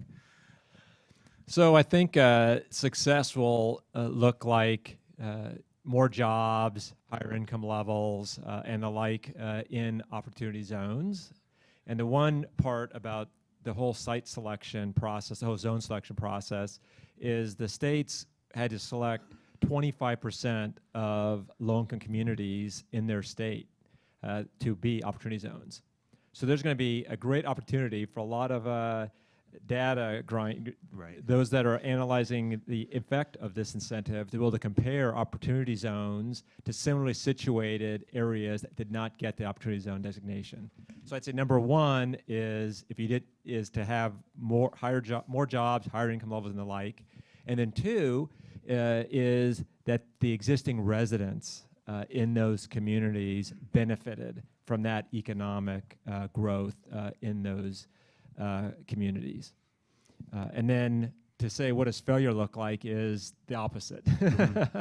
If you didn't end up seeing a lot of economic growth in opportunity zones and or the existing residents in those zones did not see uplifting from that designation. Awesome. So we started 5 minutes late and we're ending 5 minutes late, but I wanted to offer up one or two questions to the panel on this subject. Do we have any hands? Who's curious?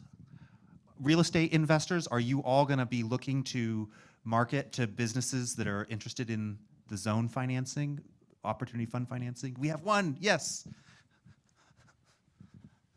From the Bay Area Council. We can always count on you.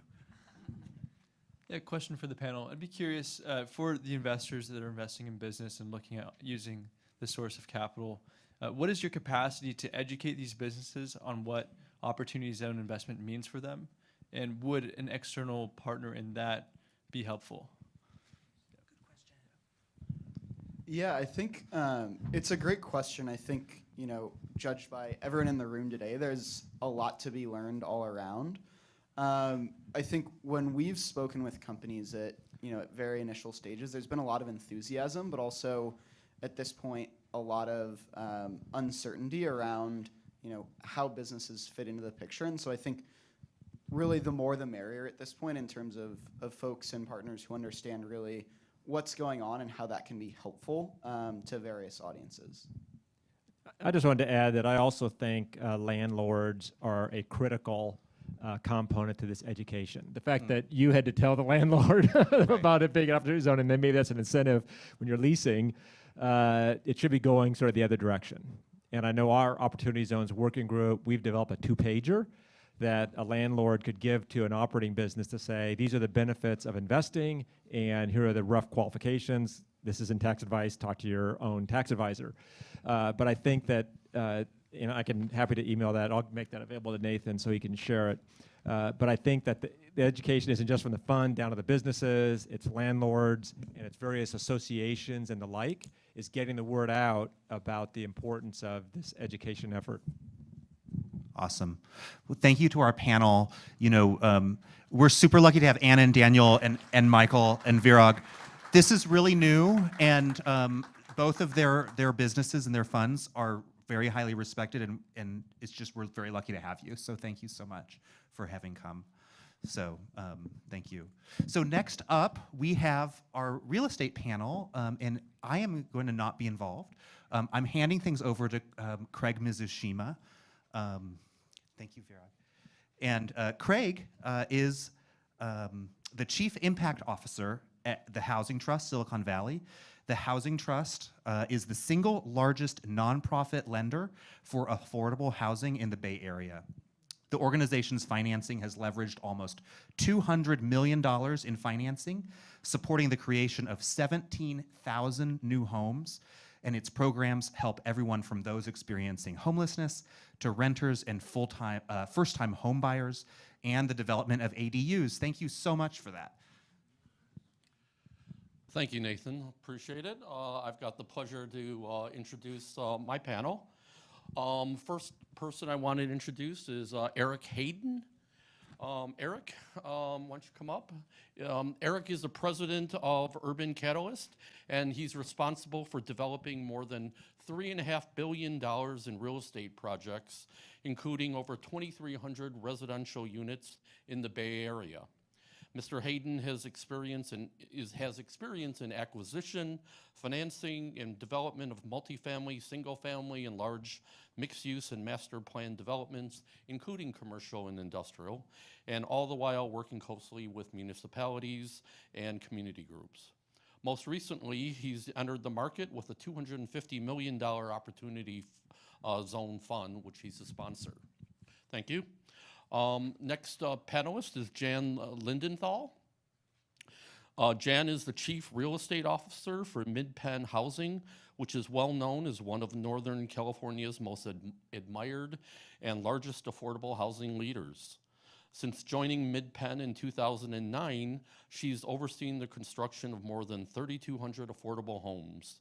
She currently leads Mid-Penn's 40-plus member development team, who's currently stewarding a pipeline of more than 25 development projects that will produce an additional 3,000 homes for individuals and families who are both low income and moderate income, otherwise known as the missing middle.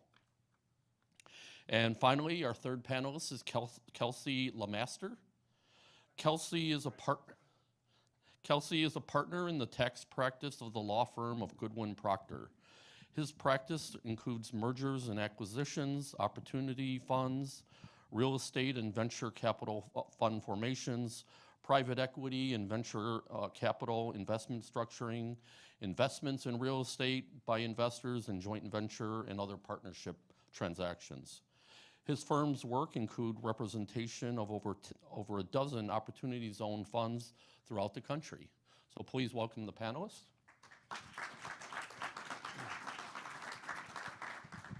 So earlier you heard Michael talk about the benefits to investors, and there's quite a bit. Obviously, from an investor's standpoint, they get 100% deferral of their capital gains. Who doesn't like that?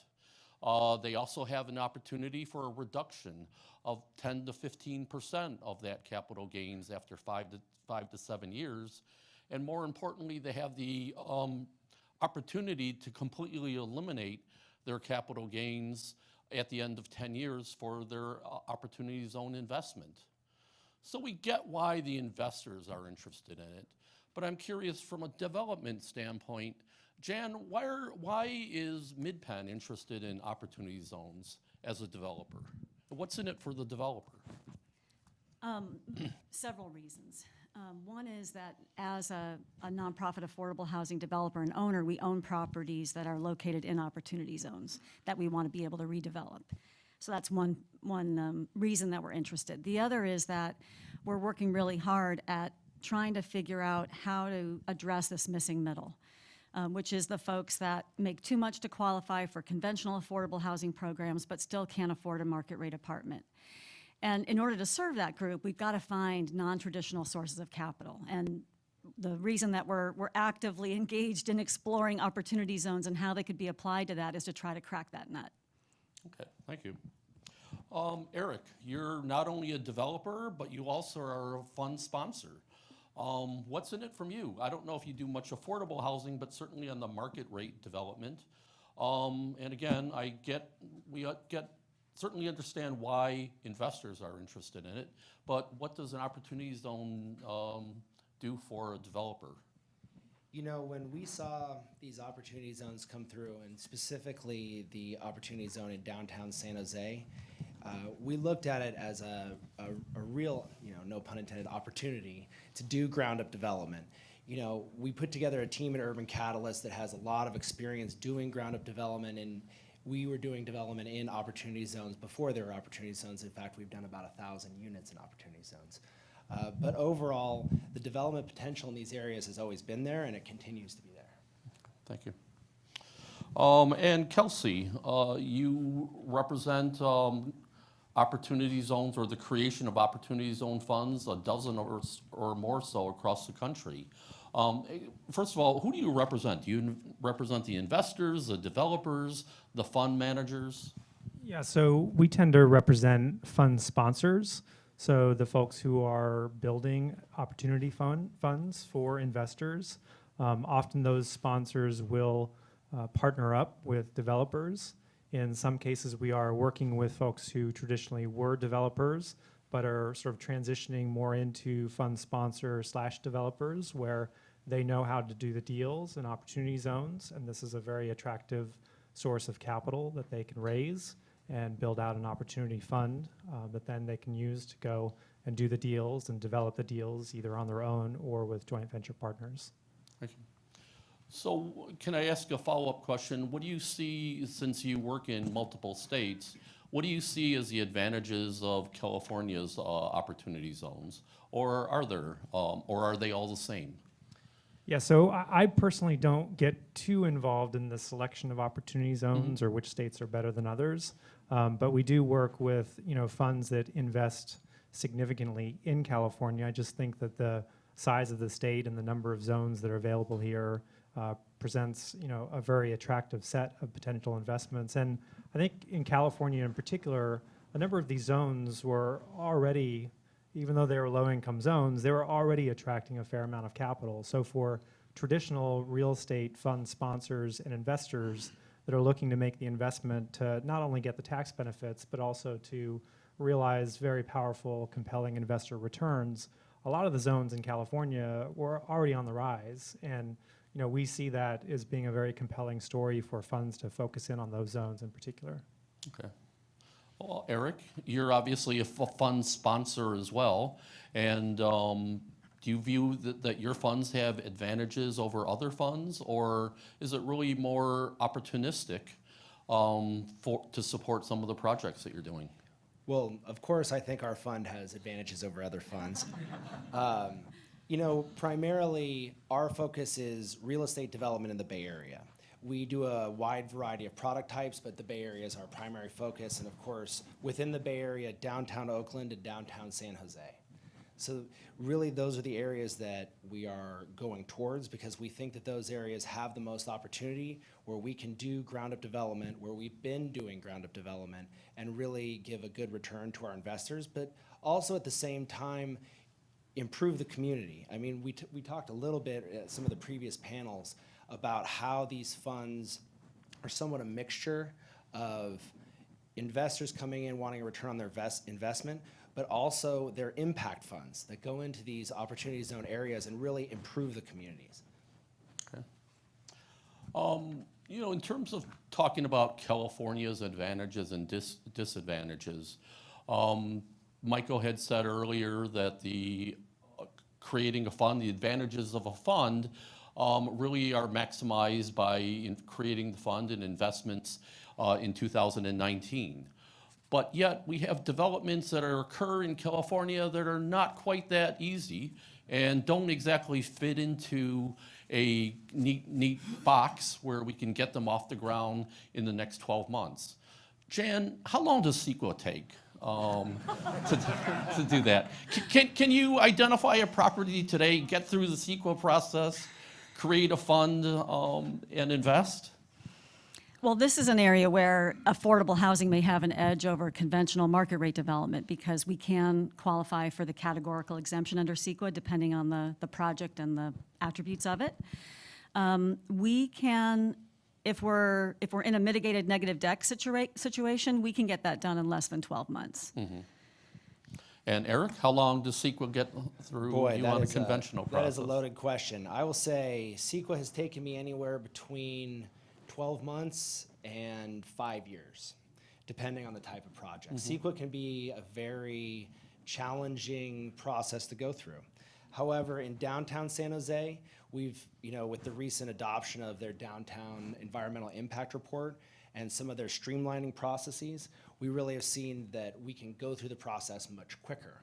However, overall, our fund is focused on buying projects or investing into projects that are either partially through the CEQA process or all the way through it, getting closer to building permits and being shovel ready.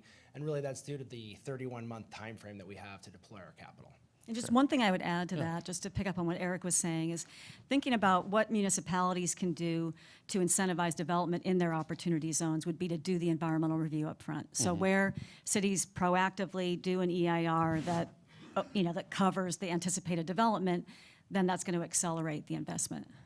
Kelsey? Yeah, and just one thing on the investing to get the max benefit by the end of 2019. So that's really the test that applies at the level of the investors putting their money into the opportunity fund. And then as Eric alluded to, the fund then, if you sort of structure things properly, can potentially have an additional 31-month period to spend those funds into qualifying projects. So you do have ways to sort of expand that timeline a bit. And the real sort of threshold is getting your money into the fund by the end of 2019. But again, that's just a small portion of the overall max benefit that you can get. So Eric, you had mentioned that the big advantage are projects that are ready to go right now. The Opportunity Zone projects that we've seen, are they really doing it because of the Opportunity Zone benefits, or would they have taken place regardless? Well, a lot of the projects that we're looking at, of course, they're in the entitlement pipeline. And so they started before opportunity zones really became a thing, before they were selected. So a lot of the projects we're looking at, that the opportunity zones didn't have a lot to do with how they started. However, they will more than likely have a lot to do with how they finish. It was alluded to in one of the earlier speakers who said there are a lot of residential units in San Jose that have the ability to pull building permits, but they haven't been pulled. And a lot of that has to do with rising construction costs, but hopefully with the additional capital that comes in through the opportunity funds into areas like downtown San Jose, you will see a lot of those projects will get their financing and move forward. Okay, thank you. Let's talk a little bit more about the types of different projects. Are opportunity zones really designed for new construction? There's a substantial improvement test. Kelsey, can a renovation qualify? Yeah, it can. There are two alternative tests that need to be satisfied at the property level for the property to count as qualifying opportunity zone business property. One is called the original use test, and the other is called the substantial improvement test. The original use test is a little difficult to satisfy with real estate because you satisfy it by becoming the first user of the property. So any existing building that you buy, unless it was literally just completed and had never been put into service before, would not meet that test. Although if you're buying a brand new spec'd out building right after C of O or before it's been actually used, it can satisfy original use. More likely what you're going to do is buy a property that has a building on it and try to satisfy the substantial improvement test. And that test requires that you double your basis in the building over a 30-month period. And I think this test was alluded to in one of the previous panels. But you can think of it, if you spend $10 million on a property in an opportunity zone and 6 million of that is value attributable to the land, and 4 million is value attributable to the building, you basically have 30 months to put another $4 million into the land. So if you have to do a substantial renovation. But at that point, then it would meet the substantial improvement test. Thank you. I wanted to get back to one of the points that Jan mentioned, and that is an exemption for CEQA. Does that currently exist in the opportunity zone, or is that something that's being proposed? And I think the same goes to the additional condition for the California capital gains, the state capital gains tax. Currently, I think there's half a dozen states that all follow the federal requirements, and you can correct me if I'm wrong, Kelsey, but California currently does not offer the additional exemption or the capital gains deferral for opportunity zones. Yeah, that's right. I'll just answer that quickly. California does not conform to the federal law of benefit, and I think that was mentioned in one of the previous panels. There is something in the Gavin Newsom's budget to potentially conform on affordable housing and green technology, but that's still a ways away. And then there are many states that do automatically conform to federal. I want to say it's maybe 10 or 12 that do not, and California is in the list of states that do not currently conform to the federal benefit. And the CEQA requirement for affordable housing, does that exist today? That exists today. It's under state law. Right. Yeah. Thank you. Is that something that you would like to see apply to opportunity zones for all product types, Eric? Absolutely. I want I thought Gavin you would say Newsom to that. give the discount for the state capital gains taxes, and I want CEQA to be like a 2-month process. Yes. Okay. So let's change gears a little bit and maybe talk about some of the either real concerns that community organizations have and cities have, some of it being rhetoric, some of it being real based, and that is whether or not opportunity zones really are more of a catalyst for gentrification or a catalyst for the displacement of low-income people. Obviously, all of these census tracts, all of the opportunity zones are based on low-income census tracts. Jan, do you think there's a concern here, or is it valid or not so valid? Yes, I think there's a concern here, but the concern is it's everywhere. And so wherever investment is happening, there's a concern about displacement and gentrification. And we're seeing that in every community that we work in. I think the potential advantage that communities have in adopting regulations and guidelines around development in their opportunity zones is to really hold the line on the community benefits that they want to see in exchange for the benefits that would accrue to investors. So to me, that's an opportunity that is created through this legislation to be able to allow communities to have more of a discussion around what are the benefits that we want to see if these investments are going to occur. Mm-hmm. Eric, do you have a opinion? I mean, as Jan mentioned, this is an issue not only in opportunity zones, but everywhere. And every time new development occurs, it's a discussion that we have. I mean, overall, our goal when we do ground-up development is to, when we create housing, it's to help solve the housing crisis. When we create office, it's to create new jobs, and the people that brings, that activates retail. It really is to create a synergy. And really the long-term nature of our fund and these opportunity zones where you have the 10-year hold, that makes the projects that we invest in, it makes us a long-term player in the areas that we invest. And hopefully we'll do a lot of projects in these zones, and they will be able to have a synergy together to really create and activate a community. But ask me what changes would make it better. What changes would make it better, Jan? So displacement is one of the biggest potential impacts. And to me, going back to what Kelsey was talking about in terms of the investment in existing qualified property and opportunity zones, and this would be something for the think tank to work on as far as the next wave of regulations, is creating some incentives for reinvesting in existing properties in exchange for preserving affordability. And that could be done by, to be honest, it's the devil's in the details in terms of how that cost is defined, but frequently in the projects that we're working on, where we're doing substantial renovation, we are doubling the cost. Now that's because we're utilizing affordable housing resources to do that, and there are some conflicts between the mechanisms to facilitate opportunity zone investment and affordable housing programs that need to get resolved.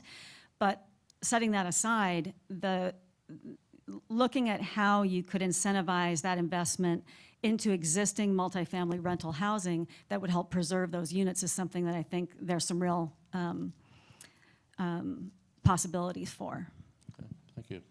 Well, I know recently the city of Oakland actually passed city goals and kind of a menu and a directive for many developers that they requiring them to justify a certain number of community benefits supporting development, and particularly for concerns with opportunity zones. Is it the role of the city or the state in government to step in and mandate that a developer provide community benefits, or is this just about investments in opportunity zones? Well, you know, having been a part of the Brooklyn Basin Master Plan in Oakland for the last 4 years, I'm aware of Oakland's mandate, and we met it at Brooklyn Basin. I mean, overall— Voluntarily? Yes, voluntarily. Okay. And, you know, it is the goal, I mean, as a real estate developer, the cities, you work very interactively with them. And if they have programs in place or they have suggestions to give community benefits to certain areas, we always work with them. Mm-hmm. We like to talk to stakeholders. We like to talk with cities. We like to figure out how we can best impact those cities. And so while I do think it's a role, it is something that I would like to discuss moving forward with any agencies that are interested. Thank you. Jan, should government mandate it, or is it discretionary? I think it's a combination, and I wanted to pick up on what some of the comments Daniel made in the previous panel about how, to me, it's part of the community's responsibility to, you know, to make that ask of government and to really hold government accountable for the benefits that we want to see. And certainly that dialogue has happened in Oakland at a huge scale, and I think it's happening in communities all over. I can't go to any city council meeting without there being a line of people out the door talking about the impacts that are happening in their community today. So I think that's a big part of it. It's got to come from the community in terms of what are the benefits they want, what do they want to see in exchange for this investment in their community. Thank you. You know, we talked about obviously that new construction certainly is a big benefit for investors and meets many of the tests, and in many cases renovation can. Kelsey, are there particular asset classes that work better besides residential, perhaps office, industrial, or is it just a function of adding value? Yeah, no, I think many of the traditional real estate asset classes can work very well in an opportunity fund. We see quite a bit of activity in both office and industrial.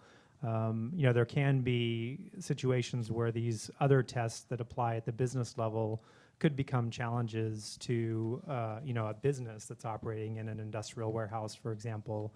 But if you're purely a real estate investor, you're investing in a fund that's going to buy the real estate and lease it out to an operator, it's really the type of asset class is not going to be all that relevant to your ability to take advantage of the incentives under this legislation. The more challenging aspects, at least from a structuring perspective, tend to be, am I going to create an opportunity fund that does one project with a handful of investors? That's relatively straightforward. Or am I sort of more ambitious in a sense, and I want to have an opportunity fund with many investors that draws lots of discretionary capital and wants to make many investments? And in some ways, that can be a much more sort of powerful way to come into the market, because you can do a lot of things with more money, but it's also much more complex to structure that kind of a fund. Okay. Eric, I know you develop multi-classes of real estate and you have a fund. Are you seeing that there's a particular asset class that is more advantageous? Well, you know, the way that we look at it, of course, is we do multiple types of product, including office, warehouse, multifamily, student housing, senior housing, hotels. Overall, we look at what the market is giving us, what the zoning designations that the city has put on certain pieces of property and how the returns are looking, especially when it comes to construction costs. Maybe a more interesting way to answer the question is, what types of properties do we look at as an easier asset class when it comes to a reposition?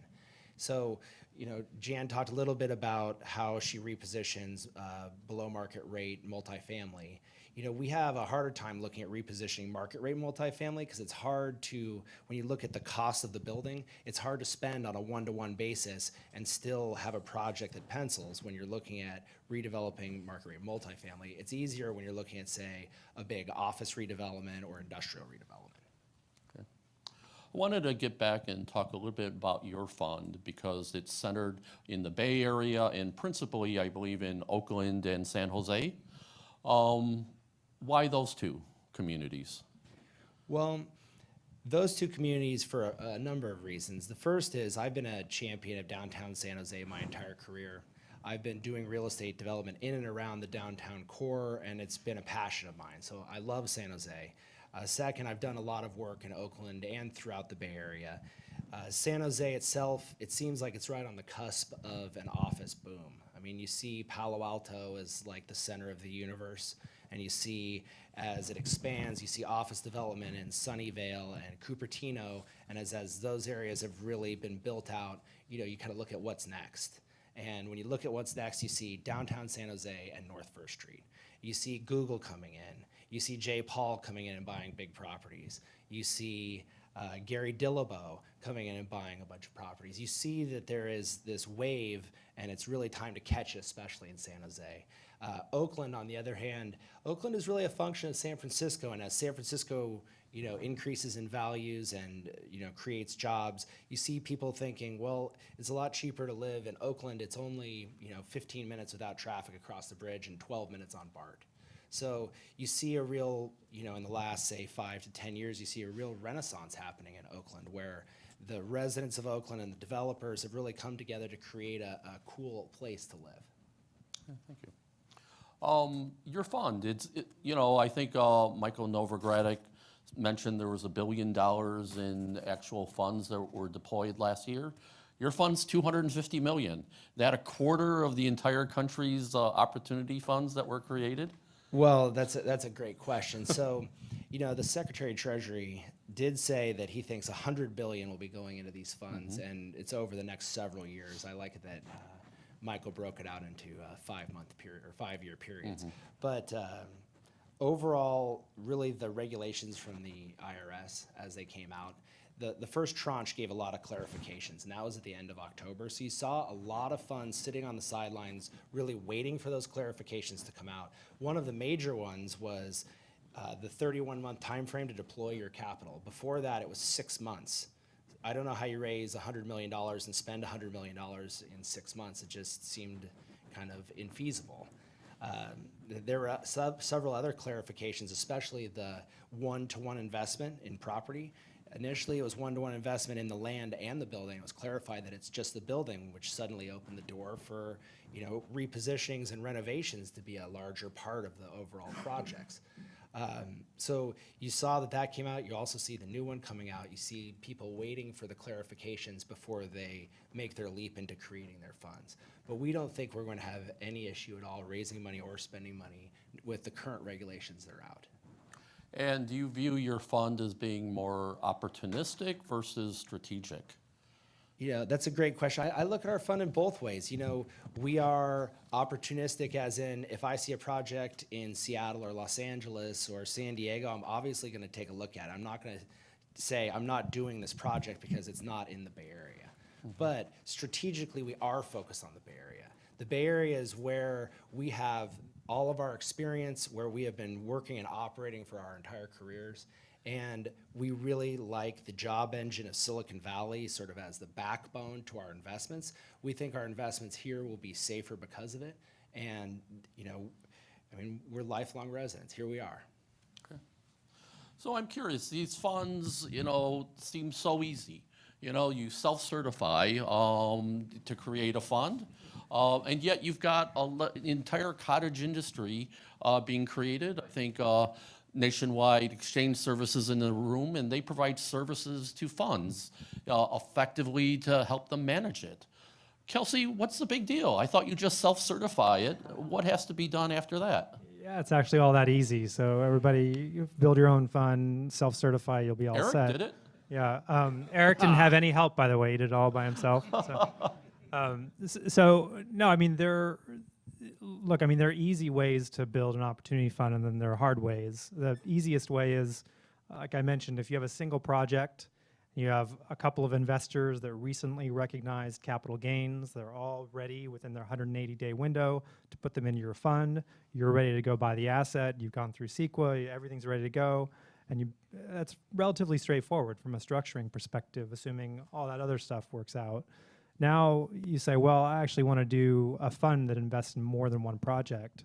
Well, then it becomes sort of exponentially more difficult to manage through these rules, in part because there's still a lot of uncertainty, and in part because of this issue that I think Michael mentioned that we refer to as the interim gains problem, which, unless this is corrected, it basically says if you have a fund that owns more than one asset, when you sell one of those assets, you're unlikely to sell them both to the same buyer. Or let's say it's a fund with 10 assets. It becomes less and less likely that you're going to find a single buyer to buy everything. So normally with a real estate fund, you sell them off one at a time over a reasonable amount of time. And as you sell those out, the gains are allocated through to partners usually on their K1s, because you're usually setting up yourself as a partnership. The problem with that is that under the opportunity fund rules, those types of gains are not benefited at all. So it just simply doesn't work to have a fund with more than one asset sell off assets one at a time, unless you put in place something that's a little bit unusual and you sort of, end up developing structures that are, sort of work within the legislation as we have it now, although there's still some open questions.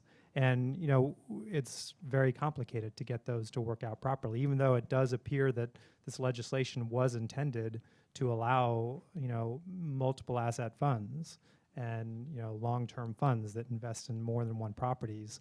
But getting those to work as a practical matter is actually pretty complex. I can definitely speak to the complexity of structuring the fund. I have a lot of experience with entity structuring, and this opportunity fund that I've created, Urban Catalyst, it took me 5 months and several $100,000 just to create the structure. Of course, Kelsey is my attorney and Michael is my accountant, and they helped quite a bit. Okay. So it's not quite so easy. Creating the fund's easy, but it sounds like there's a lot of things that go on subsequent to that. We like to say that creating the fund was challenging and complicated, but investing in the fund is very simple. I mean, I guess just to give you another example of one of the things that can become tricky if you have a fund where you're trying to attract capital from many investors, one of the requirements to get the benefit is that you have to have a capital gain that you want to invest in the fund, and you have to invest that within 180 days. So that's pretty easy if it's, Eric and one investor. You just sort of line everything up so that that investor has gains and can put those gains into the fund within 180 days. But now assume you have 20 investors, and they've all recognized gains at various different times, and they probably can't all invest at the same time because some of them are going to be outside of that window. So then you've got to, well, how do I build my fund so that I can leave a reasonable enough sort of open window for investors to come in at different points, maybe throughout the entire year of 2019? And do I pay some of them a preferred return, or do I sort of let them all come in at different times but on the same terms? And just that one requirement, the 180-day rule, becomes very difficult the more investors you layer on. Thank you. So that's an interesting point. The funds come in various different forms. To me, my simple brain understands a single investment, single asset, single investor fund, and what happens in there. In the case of multi-assets, multi-investors, how do you redeploy funds with the timing that's so different within that 10-year period? Yeah, well, right now there's no real rule that allows you to sell an asset within a fund and redeploy those proceeds into another asset, even if the new asset is in an opportunity zone. Now, this is one of the items that the letter from the co-sponsors of the bill talked about to Treasury saying, look, we intended for there to be reasonable ability for a fund to reinvest proceeds, so you don't have to literally, when you invest in a project, hold that project for the entire 10-year period. Right now, those rules don't exist. So the only thing you can do, which might or might not help you, is you can still use the like-kind exchange rules if you're in real estate, and potentially use those to sort of trade in and out of assets as long as you meet those requirements. But they're fairly rigid, and I think the hope is that in this next tranche of regulations, or maybe the one after that, there will be something that has some sort of a framework around this. Well, you can trade out of an asset, and as long as you reinvest in an opportunity zone, that's okay. We're really hoping that legislation comes about as well. But for right now, the way that we look at it is, because of the long-term duration of the fund, we're looking at a year of fundraising in 2019 to maximize the gain. Then we're looking at a 10-year hold. Then we're looking at a disposition of assets. So let's say that our fund, when it's all said and done, will take between 13 and 14 years for us to return all of the initial investments and profits back to our investors. That's almost double the length of a traditional fund. Traditional funds are 5 to 7 years.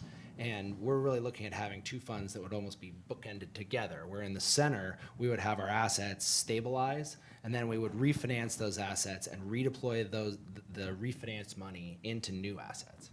All right, I'll ask one more question and then take questions from the audience.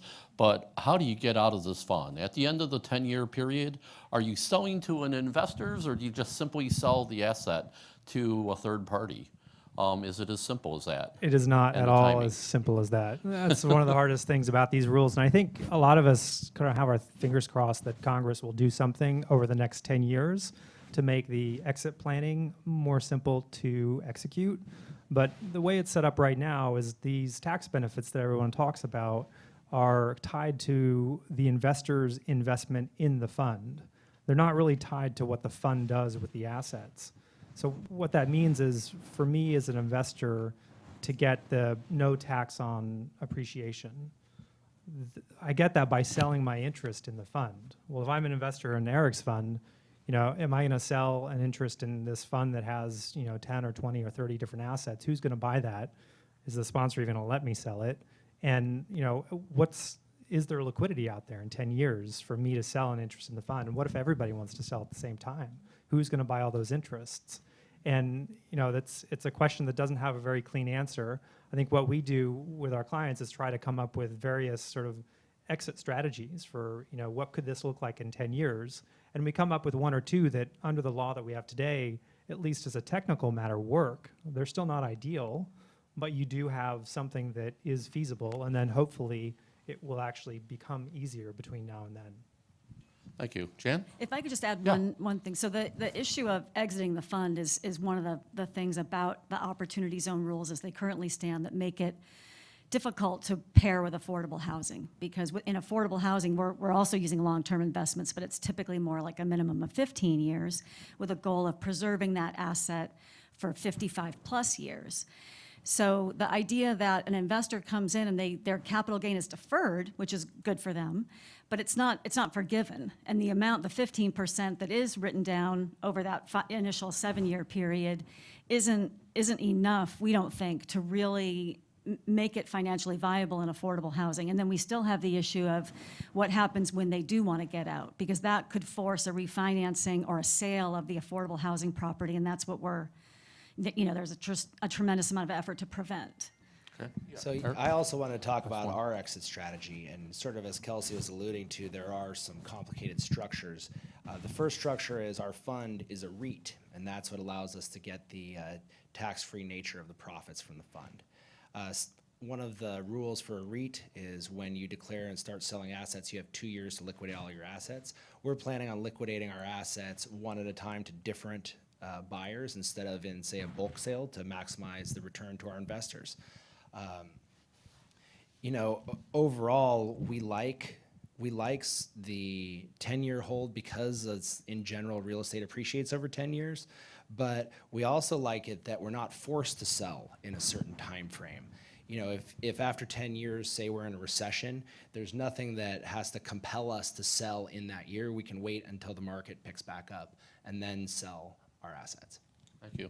So suffice to say, Mid-Penn's not ready to dip their toe in the water and create a fund for affordable housing projects at this time. Yeah, I think that there's the biggest challenges with opportunity zone funds and affordable housing is the fact that it has to come in as equity. And we already, in typical affordable housing projects, we already have an equity partner who is the tax credit investor. And in California, and specific to the Bay Area, the returns on a tax credit investment, the yield to the investor is sub 4%. So, and they're typically the big banks who don't have a lot of capital gains. So there isn't really an additional incentive for them to increase their pricing in an opportunity zone. However, something that would really benefit the affordable housing industry is to get more investors into the market.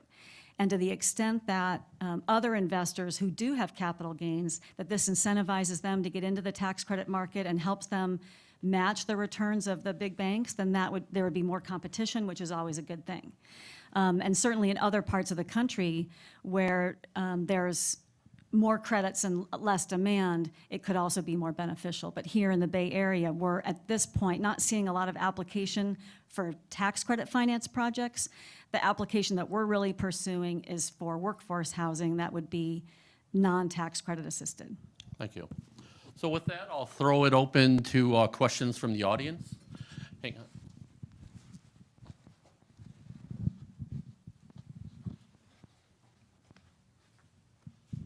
Hi, my name is Jessie O'Malley Solis from VTA, and I'm curious from the panel's perspective, what type of discounted pricing are developers expecting to see from the funding that you guys are creating? Equity cost out into the market. What's the expected discount? Sure. So I think if I could rephrase your question a little bit, are you asking specifically, are we going to be able to pay more for land, or if we're a joint venture financing, are we going to be able to give better terms than other types of investors? And the answer is we're really looking for projects that are closer to market rate. And you think of our competitors, we're structured very much like a traditional real estate equity fund. A lot of our competitors, other real estate equity funds that focus on ground-up development, they raise their money from pension funds and endowment funds that don't pay taxes. So they're already in the market, and they've already set the standard of what is a return on investment. So we're really still competing with like competitors. So not a lot of discount is the answer. Hi, yes, Stephen again from the council. Question for Eric and the panel. I'd be curious the extent the proposed reasonable 31-month working capital period enables you to look at projects that are not yet through entitlement. I'd just be curious, to what degree do you see that enabling other projects that are not yet through the pipeline? Well, we look at the 31 months as a good time frame overall for us to be able to deploy capital. And one of the things that we're going to do in order to make sure that we're able to deploy that capital in that time frame is our first couple of projects we're going to do with all cash, so we can get all of our money out into the market. We're always able to refinance and pull that money back and then redeploy it into new projects. So from an entitlement timeline, I can always get into contract on a property that needs entitlements and say it takes 30 months to get through CEQA and everything else. And I can always do that as, say, a secondary or third round of projects. As far as new projects coming in, I mean, it's always good when you see opportunity funds created, focus on opportunity zones. It's going to create a lot of capital that has to invest in specific areas. So I would think that a lot of property owners are going to see that there is this availability of capital, whether or not it's necessarily less expensive or not. I mean, supply and demand says that if there's a lot of people going after one project, it's definitely going to, increase the affordability of our products. But we think that overall people will be coming into the market, people will be entitling their properties, and it should create more projects in the pipeline. Yeah, and I would just agree. I mean, this is a strategy that Eric alluded to. Of how do I sort of maximize what the 31 months is giving me? And one way that you might think about that is, well, if I'm going to raise $100 million or maybe smaller, $10 million of equity capital, but I also tend to finance real estate at 60 or 70%. How can I sort of use those two things together with a 31-month rule to get me maybe more than 31 months? And one idea there is, well, I'll spend all the equity capital first and let those investments sit. And then as new investments roll in, I can refinance out the equity in the first investments and then use those dollars to invest in the next round of investments. So, there are some ways like that you can think about trying to get the most out of how that 31-month rule works. And, there are, as always, going to be sort of areas of uncertainty here, but we tend to think, are we doing what the legislation is really supposed to do? And the answer is often yes, if you're putting more money into the zone. Hi, Ralph Borelli, Borelli Investment Company. Kelsey, I have a question on the 31-month deployment and the definition of that. So if you're going through CEQA, you go through all that brain damage, you get your CDs put together, you enter into a GMAX construction contract, so you're contractually obligated to build the building, but due to the timing of construction, you can't spend the money during that period of time. If you're signing that contract to build the building, does that constitute deployment? So, I don't know that this is entirely clear. I think my view would be that you have to actually spend the money for you to meet this test. So the test says that you can't have more than 5% of your gross assets consist of cash and working capital. So that's the test. That's kind of the starting point. And what the 31-month rule is, it says, well, you don't have to worry about cash or working capital violating that test as long as you have a reasonable working capital plan to spend that money on qualifying expenditures during 31 months. And so the first step is, do I have a plan that, at least in theory, could be satisfied where I spend all the money in 31 months? You want to be able to get to that point. And then, the follow-up questions are, well, what if I don't finish? Or what if the project dies?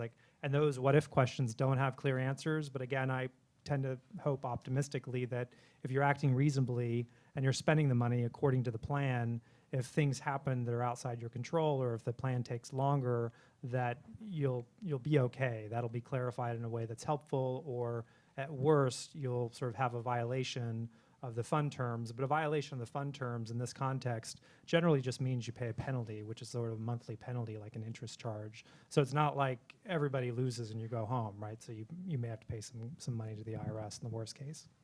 Thank you. I'll take the moderator's prerogative of asking one last question. And since we're in City Hall, Kelsey, I'll have to ask you, is there a role that opportunity funds to fund public infrastructure? Yeah, I think maybe. I have a couple of clients that are looking at very large opportunity zone projects. I don't think they're technically infrastructure, but they're multi-phase projects that'll take many years to complete. And I think there are ways to make those work within the opportunity zone legislation. You do run out of time in 2028. That's when the zones expire. So I think you probably need to have a plan to be finished building by 2028. But I can't think of anything that would take infrastructure projects off the table from an opportunity zone perspective. Okay. Well, thank you for our panelists. Please give them a hand. And they'll certainly be available after to answer additional questions. Thank you. Nobody leave. We have one last speaker for you. Craig, thank you so much. That panel was fabulous. And thank you all for being with us for like half a day. This was awesome.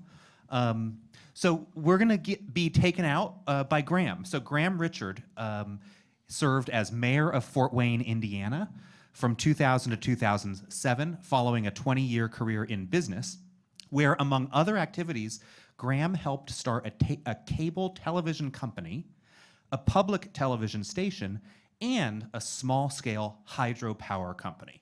What did you do during that time? As mayor, Graham gained a reputation for improving city services, generating investment downtown, and reducing costs using Lean Six Sigma. I have sat in a Six Sigma class. In 2012, Graham became CEO of Advanced Energy Economy, a business association that works to promote affordable clean energy. And today, he provides advisory services to investors and business leaders looking to accelerate clean economy investments. And he's particularly interested in opportunity zones. Graham, take us out.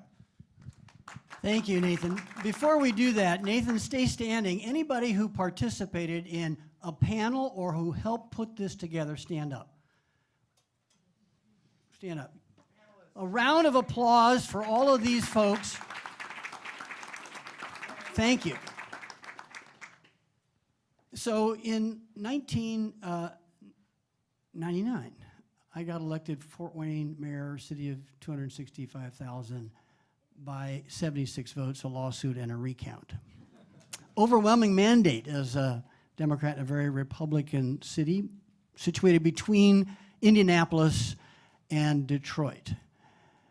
And I inherited 1 million square feet and 100 acres of a dead mall. We also had 13,000 General Electric workers that vacated 1.2 million square feet of 100-year-old multi-story manufacturing facilities. If we had had an opportunity zone, we would have been able to develop those projects as what I would call clean economy, job-creating engines of local community growth. So as we leave today, I want to just share a couple of thoughts. This city has one of the best climate action plans in the state, and every city in this state is required to have one. But again, we have silos of development activity going on all across the country, not related one to another. Factoid, 550,000 jobs in this state are clean economy jobs. 3.2 million across the country, going to over 6 million by 2030, a $200 billion industry, going to a $1 trillion industry. And my message to you is that clean economy jobs and growth can be accelerated by the opportunity zones. A couple of specific examples. That dead mall, and by the way, there are many dead malls in the almost 8,700 opportunity zones and dinosaur buildings, can meet part of that investment test by putting rooftop solar, storage, energy efficiency initiatives. The vast majority of the new jobs being created are energy efficiency related jobs. And so what we need to be doing is having our friends who are using the investment tax credit and the PTC for solar and wind, and those are expiring, to get together in rooms like this with those who are interested in businesses in opportunity zones that can be clean economy businesses. Because there is a significant danger, I think, personally, as a former state senator and an individual who has members of Congress from Fort Wayne, Indiana, Dan Quayle, Dan Coates, Mark Sauter, and Mike Pence. There could be danger of amendments that would be, which I say, not beneficial to the opportunity zone investments. And therefore, the public benefits become an important part of this. I was at a conference recently where somebody stood up at the back of the room and they said, hey, I want to ask this question. Can anybody here assure me that rich people getting tax breaks will create something good for poor people in an opportunity zone? So we all have this challenge working together of, yes, taking advantage of the tax advantages, but making sure that the investments end up doing good and not doing just well in those communities. So a couple of examples. We've been working to create a network of those who care about clean economy investing throughout this state and around the country, working with organizations like Mayor Eric Garcetta's Accelerator for America, doing work in South Bend, Indiana, and Louisville, and many other places. We're also studying the platforms. Let me give you an example. Danny Kennedy, how many of you know CalCEF? CalSTART. Okay, so what have they done? They have designed, and they're getting ready to roll out, a platform that would easily help early stage companies have a one-stop shop for the creation of their qualified opportunity fund, and then in the back end, file the paperwork, file the reports that are going to be needed for the impact and other reports that we saw talked about. CapZone Impact Investments, they've created a platform, and there are 4 platforms being developed for other purposes that can now include geotagging any building that's in any opportunity zone that could be invested in for the purposes of hopefully enhancing both the air quality and the clean energy equivalent of that. Another silo of activity. In California, we have the recently initiated low income, low air quality zones where the $3 billion that is coming from cap and trade and other resources must now, 50% of that must be allocated to support those low income, poor air quality areas. Why not layer that on top of the opportunity zone so that the sidebar activities that a local community could do to prepare particularly older buildings, but neighborhood development, making sure that we're leveraging this one silo of activity with the activity that is going to flow from private capital into the opportunity zones. Let me just conclude by saying that this opportunity zone potential has, I think, one of the most significant accelerating capabilities, but it won't happen unless we do things at the local level. So Dan Carroll, advisor to the previous governor, current governor, and on the California Opportunity Zone website, I encourage you to go to that, there are 10 things recommended for communities to do, and fortunately, we're here in a community, Nathan, because of you and your team, that's really taking a leadership role in doing that. How does the community prepare to engage the investor and make sure that the table is set? One of the things they suggest is making sure that you've got some people involved in local deal jockeying. What I would say is a clean economy community broker function is a part of that. I'll give you one example. Brown fields to bright fields, brown roofs to bright fields, and even brown water to bright fields. We have the technology to put community solar projects and change the nature of the investment capital stack in, say, a dinosaur building or a dead mall. And so one of the things I want to see happen is more of this interaction, collaborative, coming together and thinking about these 2 ways that we could encourage asset development. Yes, there are challenges with the clean economy investing in opportunity zones, but there are funds. Obsidian Development, solar developer in Oregon, created a solar opportunity zone fund because they believe that they can make these investments in opportunity zones and get that additional rate of return that will change the capital stack. How many of you are familiar with commercial PACE financing? Property assessed clean energy. We just did with a Sausalito-based, nationally recognized firm that's partnered with one of the largest REITs, with Starwood REIT. We just did a webinar on how you can use commercial PACE financing to complement the capital stack in clean energy financing of all the things in the built environment that help make that building less polluting, more energy efficient. Same thing we're working on with low and moderate income housing. Classic problem. The owner of that property may be in a situation where they've got sub-metered. And so the owner says, well, why should I put in rooftop solar and Nest thermostats and fix all, reduce the cost for the utility bill for the tenant? I don't get anything out of that. So we're working with a company, again, in San Francisco in this case, coming up with a new method of looking at investments in opportunity zones for existing low-income housing where you see a benefit to the owner as well as to the renter. So this is part of what our opportunity is in these opportunity zones. There's great potential, and it's going to take all of us in this room working together to make sure that the clean economy, job-creating investments are also part of the future of the opportunity zones here. There are 30 of them in Oakland, and there are 800 in the state. The Bay Area, Silicon Valley, we can be the leaders to help the rest of the country see models that work. Thank you, and good luck on our path there. Thank you.